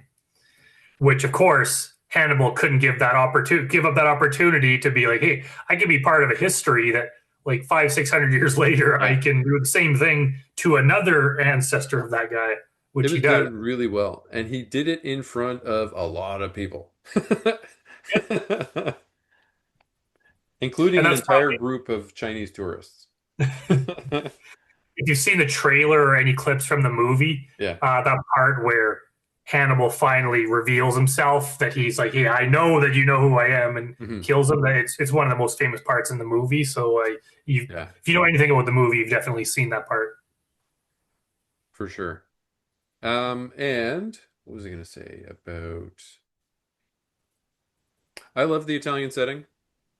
Yeah, I loved all of the scenery of Italy. I would imagine yeah, that was it's on. well shot. It looks cool. Yeah, it looks great. I would imagine that they were on location for that too, because I don't think you can really imitate that architecture anywhere. I think they must have actually been there. The Yeah, opera I was think really so. fancy too. Like that, the opera when they were doing their show and they had the torches along that were in the ground, that were inset to the ground, so it was just flames coming out of the ground along the aisle. If that actually happens, that's really cool. If that's real. Yeah, Yeah. yeah. So, yeah, the Italy stuff was great, but from there, once Hannibal realizes, like, okay, like I just murdered a guy in public, he knows like they're onto him basically. So Yeah. he goes back to the United States Yeah. and makes contact with Clarice. But the Mason Verger, now that this Italian guy who just died put Mhm. them on to Hannibal's scent, they managed to track Hannibal down Yeah. and they tase him and Yeah. kidnap him. and bring him back to Mason Verger's compound. And this is where the movie's just so friggin' weird. Basically, Mason Verger has been training these giant wild boars to eat people. And Yeah, his plan is to tie Hannibal up to this big wooden cross kind of thing and then slowly lower him into this cage, this pit with the wild boars, and the yeah. wild boars will eat Hannibal. That's his ultimate plan. First his feet. Want to eat his feet first, and then have him, stew on that fact for a while that his feet are gone, and then eat the rest of them after that. Yeah. The only problem with his plan, though, and you see that a little bit later on, is that the pigs are only drawn to people who are afraid, and Hannibal Lecter's not afraid of pigs. Like, I'm not afraid of any pigs. They would completely ignore him. Yeah, they show them training these pigs, Yeah, and they train them by putting like human kind of dummies on the yeah, ground filled with like food that looks like a human but stuffed with meat, yeah, and they would play a tape recorder of people screaming. yeah, They would just know like hear screaming, get to eat. But Mason Verger never figured that Hannibal Lecter wouldn't scream. yeah. And the other thing, so if you're ever trying to catch Hannibal Lecter, for all the folks at home, if you're ever trying to catch Hannibal Lecter, all you need is two Sardinian men with a taser, and you've Yeah. got Hannibal Lecter. I That's do all you like it need. that like, they do show he's very good at escaping and it's hard to catch him, but I'm glad they didn't make him like superhuman. Yeah, Like he is ultimately human. So if you did sneak up behind him, shoot him with a taser, and then have two guys jump on him, you could capture him. It's yeah, not easy, but I'm glad they didn't make him like super, like almost like he has superpowers because that would have been yeah. too much, too over the Like top. like Spider-Man with Spidey senses or something. Like he could sense it coming, so he's out of the way already. Which Yeah, they kind of did with the guy who came up and did the bump that he got cut in the femoral. They kind of gave him like super Spidey powers there, but at the same time, you can explain that. yeah, I'm glad that's as far as they go. And I think with that one, it just happened to be they were crossing, even though they were quite far apart, but they were coming opposite ways. Yeah, And he made eye contact with the guy and right. could tell that this guy is looking at me. Whereas if he's just out, he was like in a shopping mall surrounded by hundreds of people. Like Yeah, he couldn't be aware of the intentions of every person around him. So they just absolutely. Yeah. happened to get the drop on him. Yeah, and in Hannibal Rising, he almost dies a couple of times too, so he's not a super guy. Yeah. Yeah. So that puts us towards the fall of Mason Verger. So Mason Verger dies in a pretty horrific way. The Sardinians are, well, first of all, Clarice busts in. So Clarice figures out where these Italian guys are holding Hannibal Lecter, and if they were smart, they would have shipped him back overseas to do all this business, but they did it in the States, so that's fine. Clarice catches them in the act and shoots one of them. And as the other one is trying to go for her, the pigs get released. So now the pigs are in the mix. And Hannibal Lecter she hands him a knife so he can cut himself free. So now they're in it together. She gets shot as well, so she needs to recover. Like she's not doing so hot. Hannibal needs to help her escape, which he does. And then Mason Verger gets fed to his own pigs by the doctor. Now, that's a much nicer way to go than he went in the book. Because in the book, he went really, really gross. Do you remember how he went in the book? I do not. I've read it twice, but I forget. His sister Oh, was shoves it evil in his mouth? well, first of all, she shoves a cattle prod up his ass Oh, to even better. stimulate his prostate to harvest his sperm. and and then she sticks a moray eel down his throat. Yeah, now I remember that. Yeah, Yeah. That's gruesome. I love how pretty they did it in the gruesome. movie though. That's kind of a cool part where like Hannibal Lecter's standing in this wild boar pit holding Yeah, Clarice. And of course the boars don't care about Hannibal. They go for the injured bad guy laying on the ground, the start guys who are eating them. screaming. Yeah, And then meanwhile Mason Verger, who's sitting in his wheelchair like on the loft, like kind of like the yeah. second floor, with his doctor behind him. And then Hannibal just turns and says to the doctor, he's like, Ordell, why don't you just push him in? You could always say it was me. And then you could see the doctor thinking about it. And of course, Mason Verger's like, Wait, hey, wait. So Ordell just like shoves Mason Verger into the pit, and then the boars eat him too. And that's what happens with Margot too. Margot, Lecter convinces Margot to kill Mason in the end, and then plant a little piece of his skin on the crime scene so that they'll pin it on him. Yeah, Because Margot is not a well, she's a bad person, but she's not an evil person. Like she's not. I mean, maybe she has nice conversation at dinner parties, so he doesn't want to kill her. She's not a boor. But towards the end of this movie, it gets um, weird. it gets super weird, and this is at the point where I started to there. I had deja vu moments throughout this movie. I was certain that I hadn't seen it, but as it progressed, I started to think maybe I have seen this movie, because that dinner scene with Ray Liotta, where things get weird, was so fresh in my mind. So Clarice is recovering at the lake house owned by Paul, whatever the hell the guy's last name is, the Ray Liotta's character, Krendler. Paul Krendler. So she's recovering at Paul Krendler's house. Hannibal has drugged her and he's sewed her up and he's done surgery on her and all that sort of business. And she's in a party dress and she comes down for dinner and she tries to do all the right things. She tries to call the cops, which she does. Does get through to the cops, so the cops are on their way. She tries to get her gun. She tries to do all that stuff. She goes down to confront Lecter. Lecter is sitting with Paul Krendler at the dinner table and he's not looking so hot. And he's got a hat on his head and he's just looking kind of sweaty and like somebody who might be a bit hopped up on stuff. And he's just talking shit. He's talking nonsense. And it becomes very apparent why he's talking nonsense in a few minutes. It's because he's been filled with psychotropic drugs, so he can't move. So he's got paralytics in him and all that sort of business. And Hannibal is cutting out fillets of his brain, frying it up in a pan right next to him, and feeding it back to the guy. The guy's eating his own brain. Can you imagine? Yeah, and his Hannibal even like he pops the dough, the Yeah, top yeah, of the Krendler's head off, so you can see his brain. yeah, So he's just sitting there with like missing half his like missing his entire top of his head. yeah. Yeah, and then he's like cooking his brain, and it's like, yeah, that's pretty messed up. He cuts through the sac, the blood-brain barrier sac, and he tells, Clarice, you don't have any nerve endings in your brain, so you can't feel anything in your brain. So he's just cutting up the brain. Oh, he's not going to miss this part. This is the part that, makes him say gross stuff to women. I'll just cut this out right now and fry it up and make him eat it. Yeah, so that was wild. Um, the ending of this movie was a bit disappointing. He gets spoilers for a movie that's 30 years old. He gets away. Okay? He gets away. He's on a plane at the end. He's serving brains to some kid. Turning some other kid into a cannibal, whatever. He's out there in the wild. He's gonna go off and do his Hannibal Lecter stuff. We've never seen another movie after this. That is, believe it or not, that's a better ending than the book had. The book had a crazy ass ending. Do you Yeah, want to talk about the ending of the book? yeah, do it. Which is the reason apparently when Jodie Foster read the book, she's Yeah. like, "No way, I'm not doing this. If that's what you're gonna do, not a chance." Yeah.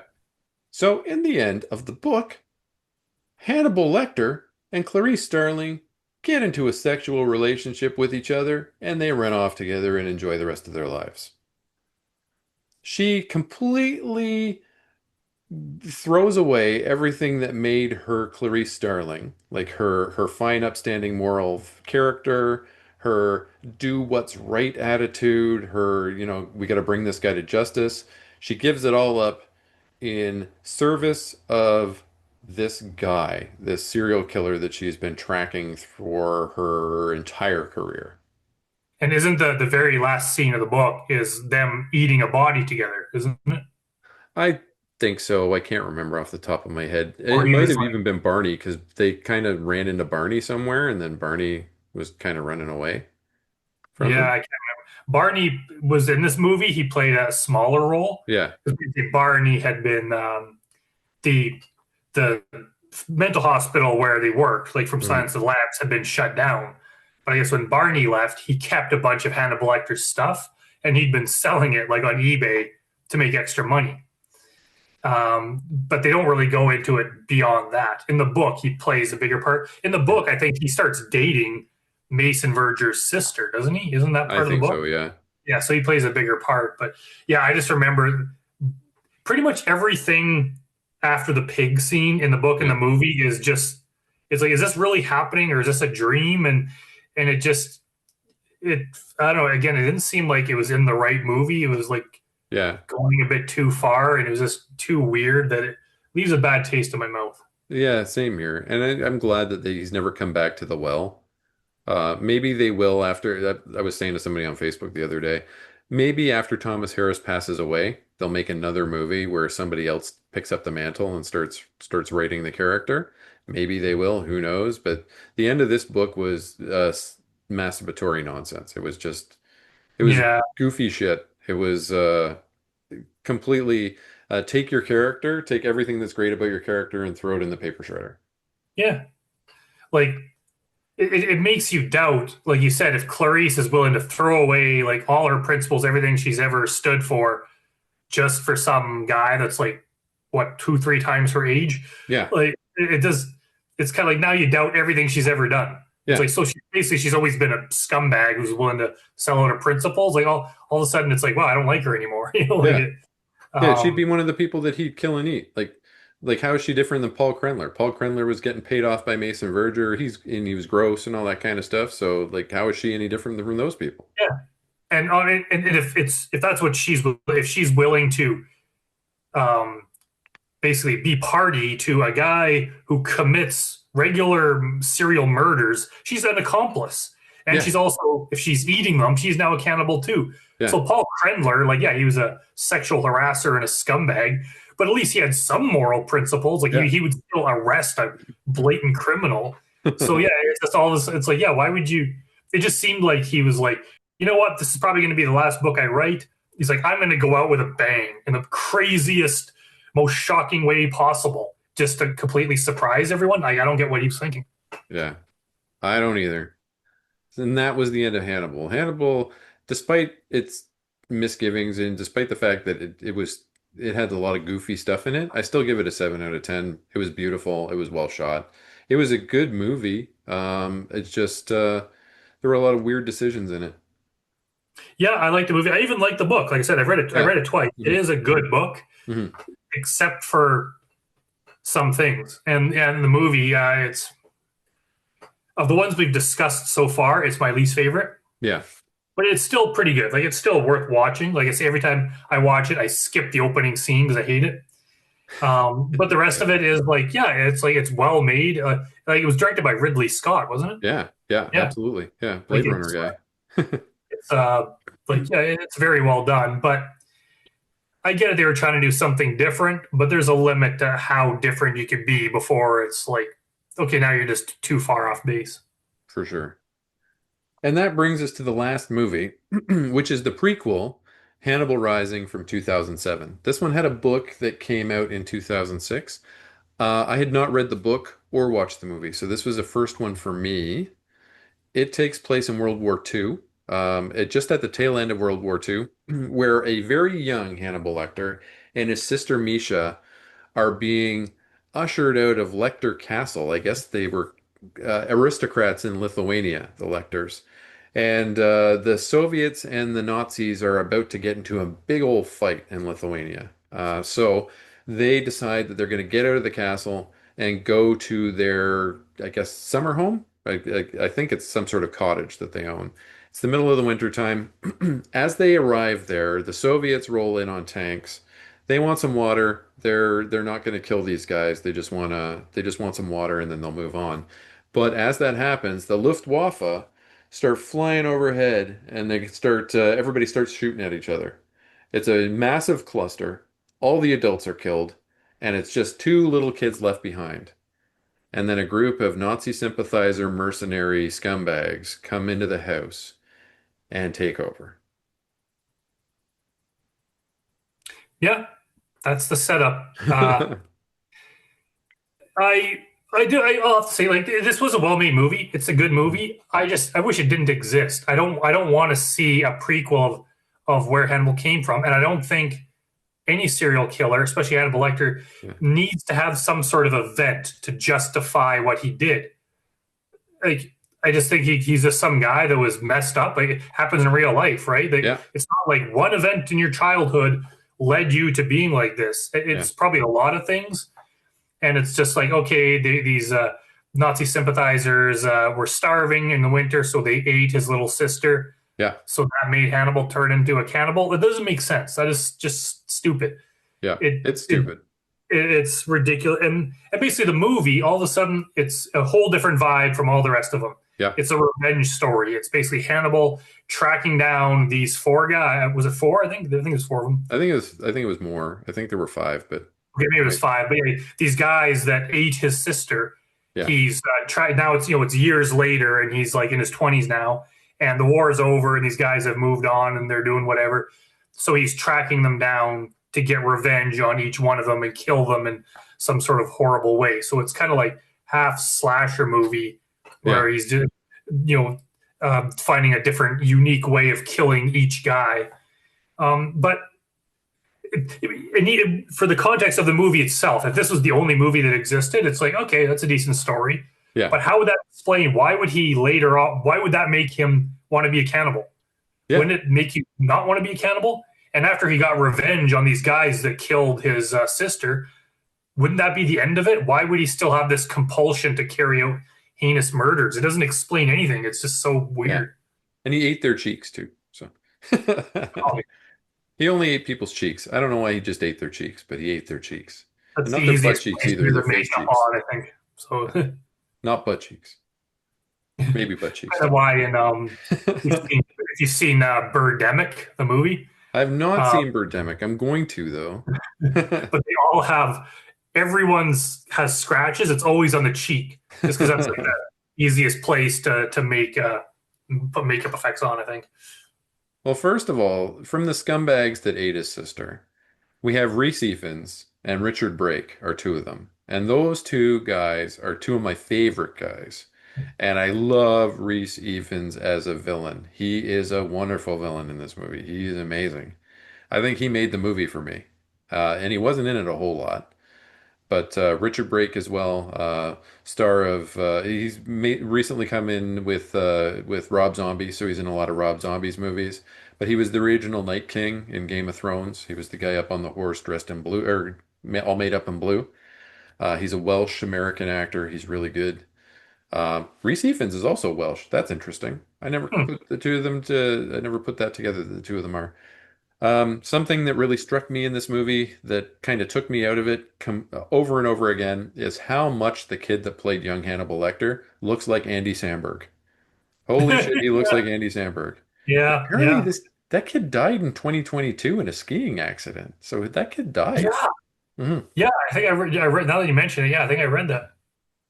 Yeah, that's sad because I mean he was really good in the movie. It was like you said, very weird movie for whatever reason. He manages to escape a Soviet work camp that is based in his family's castle for some reason. So he escapes this the Soviet work camp without very much trouble at all. Because I guess Hannibal Lecter is like some sort of wonder kid even when he's young and damaged. But he makes it to France where he tries to go meet up with his uncle. And his uncle has passed away. And the person living in his uncle's house is his aunt, who is a Japanese, uh, some sort of aristocrat. She's from some fancy Japanese family named Lady Murasaki. And Lady Murasaki is a samurai. And she has a whole ass samurai suit set up in her top room, in her attic with all sorts of samurai shit everywhere, like swords and masks and all sorts of shit. Okay?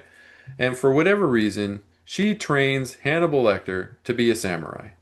And that is stupid because Hannibal Lecter is not a Nazi hunting samurai, he's a cannibal doctor. Okay? He's so now this Hannibal Lecter that we're talking about, who's Anthony Hopkins, years in the future, is also a samurai Nazi hunter. Okay. Another stupid thing about this movie, about the Japanese portion of it, is at one point in time he finds an Oni mask. That's the face part of the mask, and it's got the open mouth and the bars over the mouth. And he puts that on and he loves it. And I'm like, what the fuck? Because he's not wearing that mask in the mental hospital because he likes it. He's wearing it so that he can't bite people. They put it on him. It's not Yeah, they something, forced oh, it on him. This wasn't like yeah, a style choice of his. yeah, exactly. This isn't something that that I love and that I'm going to put on. This is something that is forced onto you so that you can't have a delicious, tasty snack of someone's finger as they're trying to move you from place to place. This movie is crazy. Um, but yeah, uh, I guess to get into medical school in the 40s, all you needed is some money and and a name because I would imagine that he doesn't have any sort of any sort of grades from high school or anything like that, since he just pitched up out of nowhere from a Soviet camp, right, in France. But he got into Yeah, med they school. kind of they skipped a lot of details in there, Yeah, and I think that they were just going more for the revenge story. It was almost like a Saw movie where it's like yeah, track down this one guy and then kill him in some weird way, like tie him to a tree with a rope and then put the yeah, rope around a horse and then make the horse walk away so it slowly squeezes him. yeah, And then he tracks down the next guy, and then there's an elaborate scene of him killing that guy in some weird way. And it didn't have like it just it's so far from its police procedural roots yeah, that it's like you couldn't even like if you watch this movie and they change the guy's name from Hannibal Lecter to something else, I don't yeah, think people would know that it's the same character. yeah. The stories don't connect. It's like okay, so just a movie about some guy who gets revenge on the people that ate his sister. That's fine for a standalone movie, but I don't get why it connects to the rest of them. And like I've read all the other books I've read at least twice. Hannibal Rising, I only read it once, and it was like Yeah. that's good, but it doesn't compel me to watch it again. And I only watched the movie twice because the second time I watched it with the commentary. Hmm. But there's nothing about it. It's like yeah, that was good, but I don't. It doesn't make me want to watch it again. Yeah. But all the other ones, like I like them so much that every time you rewatch them, you get something new. But Hannibal Rising is kind of the the weaker one of the bunch, I think. Yeah. Like you said, they could have taken the Hannibal Lecter dressing off of it and had it just be a Nazi hunter story.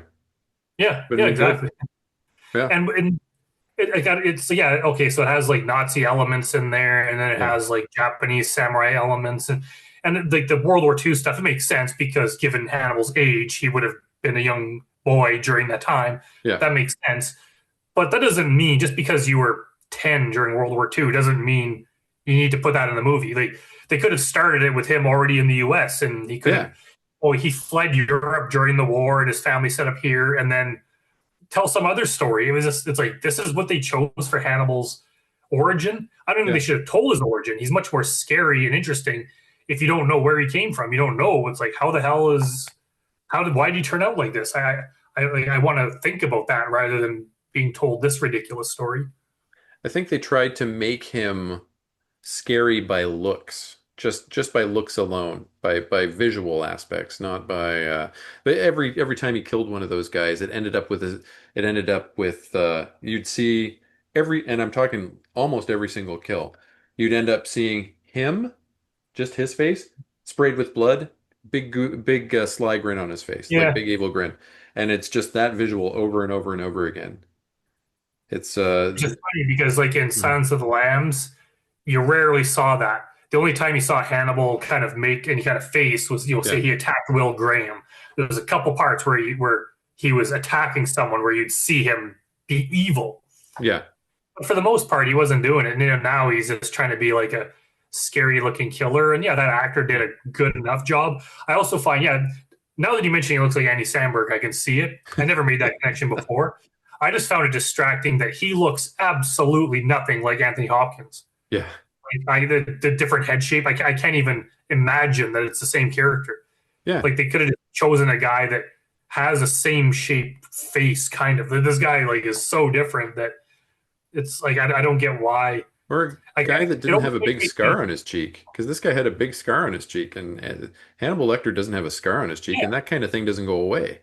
yeah, I don't, yeah, it doesn't make sense either. I just, yeah, I almost wonder if they had this script that existed Hmm. and had nothing to do with Hannibal Lecter, but it was that story, and then they're like, hey, we want to do another Hannibal movie, but they're like, hey, instead of like hiring a new writer to come up with a brand new story, why don't we just make this other other thing that already exists? I know that can't be true because it was based on the book, but that's Yeah, what it seems like. It just seems like they had this story that had nothing to do with Hannibal Lecter. But hey, if you change his name to Hannibal Lecter and put Hannibal in the movie title, it's a Hannibal movie, even yeah. though the movie has nothing to do with it. This one is another 6 out of 10 for me, I think. It's I think that's fair because as a movie yeah, itself, it's not badly done. yeah. It's It well it, done. it looked great. It's I just, mean, yeah, it's weird. Yeah, acting was the good. sorry, go ahead.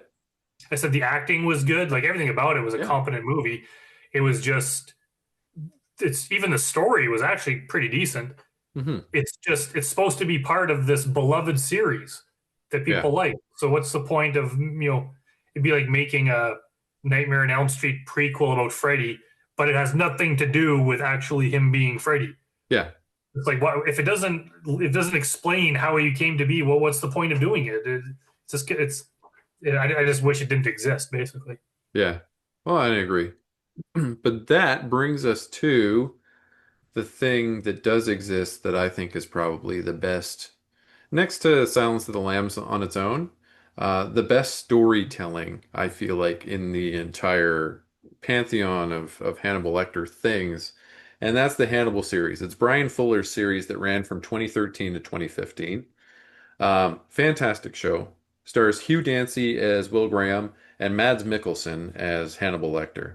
And honestly, if you were to put the two of them next to each other, Anthony Hopkins and Mads Mikkelsen, I don't know who I'd tell you was the better Hannibal Lecter because they are both fantastic in different ways. Mads has got that vaguely European kind of. He looks like he smells really good, but he also looks like a cigarette at the same time. Do you know what I mean? He kind of looks like a European dance club. And it was created by Brian Fuller, who's amazing. He created Pushing Up Daisies, Dead Like Me, and American Gods before we found out about Neil Gaiman and his gross stuff. Mm. But yeah, it takes place before and during the events of Red Dragon. So most of it leads up to the events with Dollarhide and Red Dragon, which happened in season three, which is the last season of it. But everything up to that point, you meet characters from other from the mythos of the show, from the mythos of the show, uh, of the movies. But they don't really follow too closely any of the books or movies up to the point in season three where they do Red Dragon, and then they do a little bit of Buffalo Bill. They do a little bit of James Gum at the end there. Did you watch the show? I have mixed feelings about it. Yeah. I can't remember if I watched the entire first season or most of it, and I did like it because everyone's telling me I got to watch it, so I did, Yeah. and yeah, very well done. I just for some reason I don't like TV shows that are based on movies. It just Uh, which like I like Breaking Bad. I don't watch very many shows like Game of yeah. Thrones. I've never seen a single one. Okay. Um, I did watch Breaking Bad. I loved it. Like I know they are good shows. Yeah. It's something about I don't like the long story format. It's Yeah. just like a personal taste thing. I think it's like a movie is just tell the important bits in a short amount of time. Hmm. So I watched it and I was like, yeah, this is well done. Yeah, very well acted. It's got a lot of cool stuff. Yeah, Mads Mikkelsen, like awesome Hannibal Lecter, very good actor. A lot of cool stuff. But after a while, it's like, okay, it's just like the story's almost too long for me. Okay. I'm just like, and it's not like saying it's like it's wrong. I don't think they should exist. That's just like my Yeah. personal taste. I think I'm pretty sure I did watch the entire season, Yeah. and I was like, that was really good.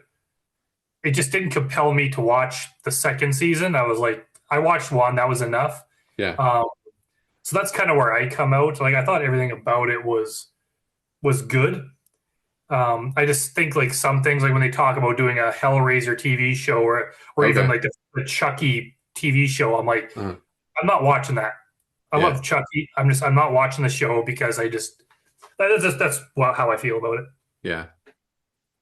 Initially, they started off as kind of a creep of the week the type of program where Hannibal and Will Graham would be trying to find a specific killer.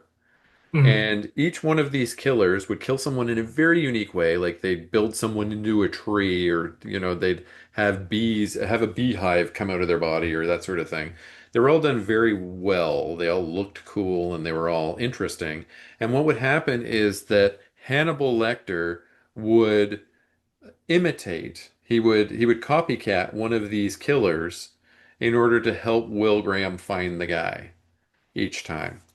And so Will wouldn't eventually figure out that Hannibal was doing the bad, but he would do copycats, and then he'd also kill his own people on the side.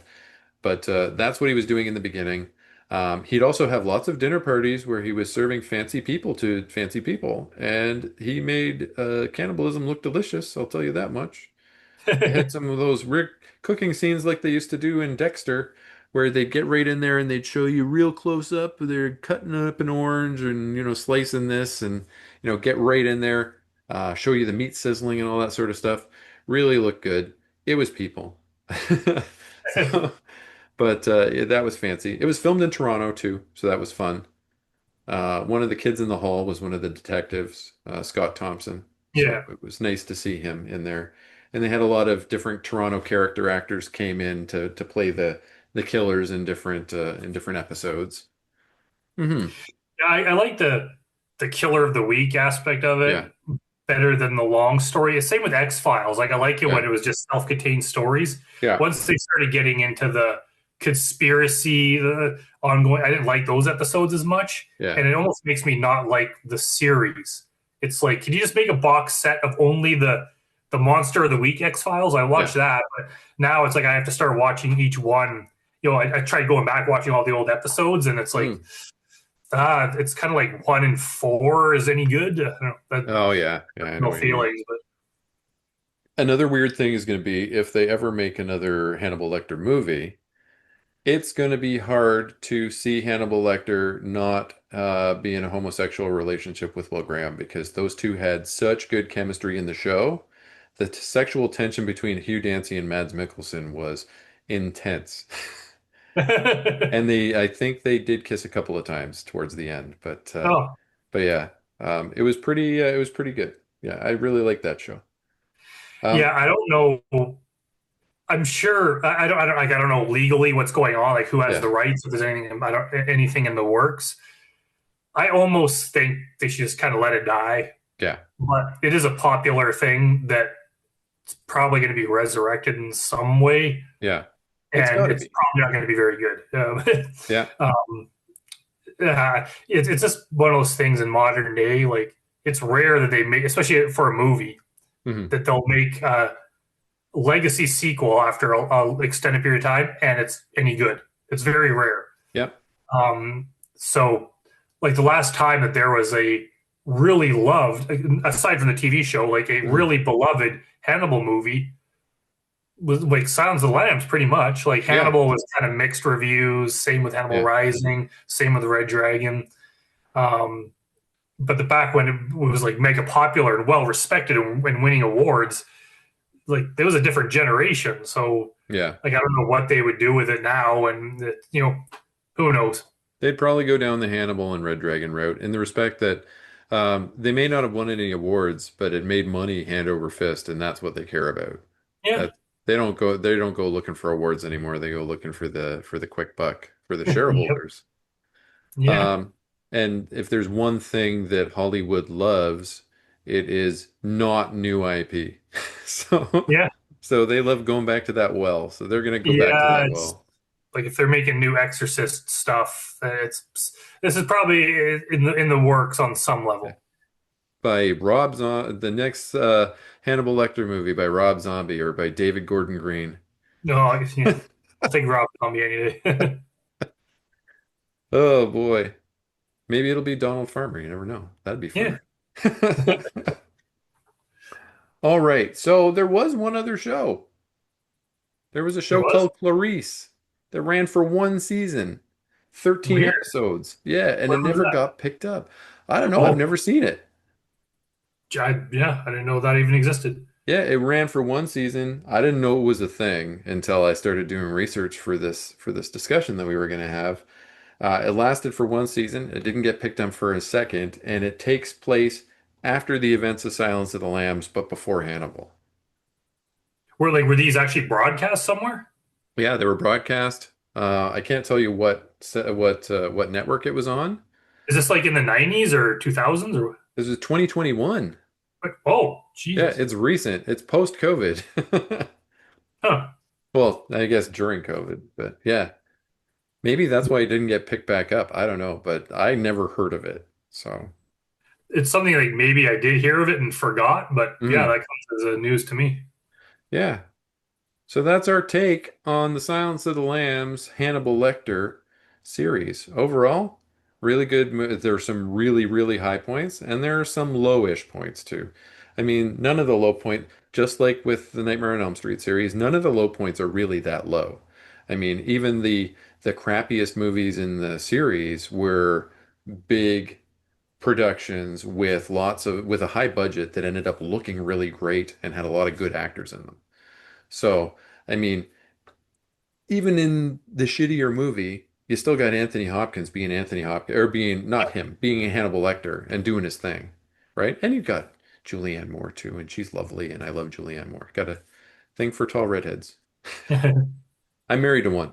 Overall, my ranking would be, if we're doing our rankings now, my ranking would be Silence of the Lambs, then Manhunter, then Hannibal, then Red Dragon, then Hannibal Rising.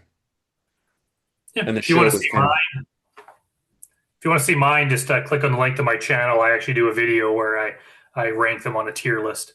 Yeah, and we're going to do this as a collab so you can subscribe to Brandon's channel through this video. So go subscribe to Brandon's channel and learn about the movies that he likes and he doesn't like, everybody. Yes, and thank you. Yeah, no problem. Let's do this again. We got to figure out what the next one we're going to do is. We'll, Yeah, well, we've discussed a couple options that we could yeah, do. Yeah, not Amityville movies because there's 500 of them. yeah, that'd be a little rough, and I don't feel like sitting through because only a few of them are any good. Yeah, like two. The one with the first one with what's his name? Thanos' dad. Brolin, Yeah, Josh James Brolin. Brolin. James Brolin. Oh, by the way, have you ever looked at James Brolin and Christian Bale side by side from when No, they're young? Christian Bale could be James Brolin's son, like honestly. Yeah, they look exactly alike. It's crazy. That's a side I note for everybody. Okay, bye, friends. have. Bye, everyone. Thanks for watching.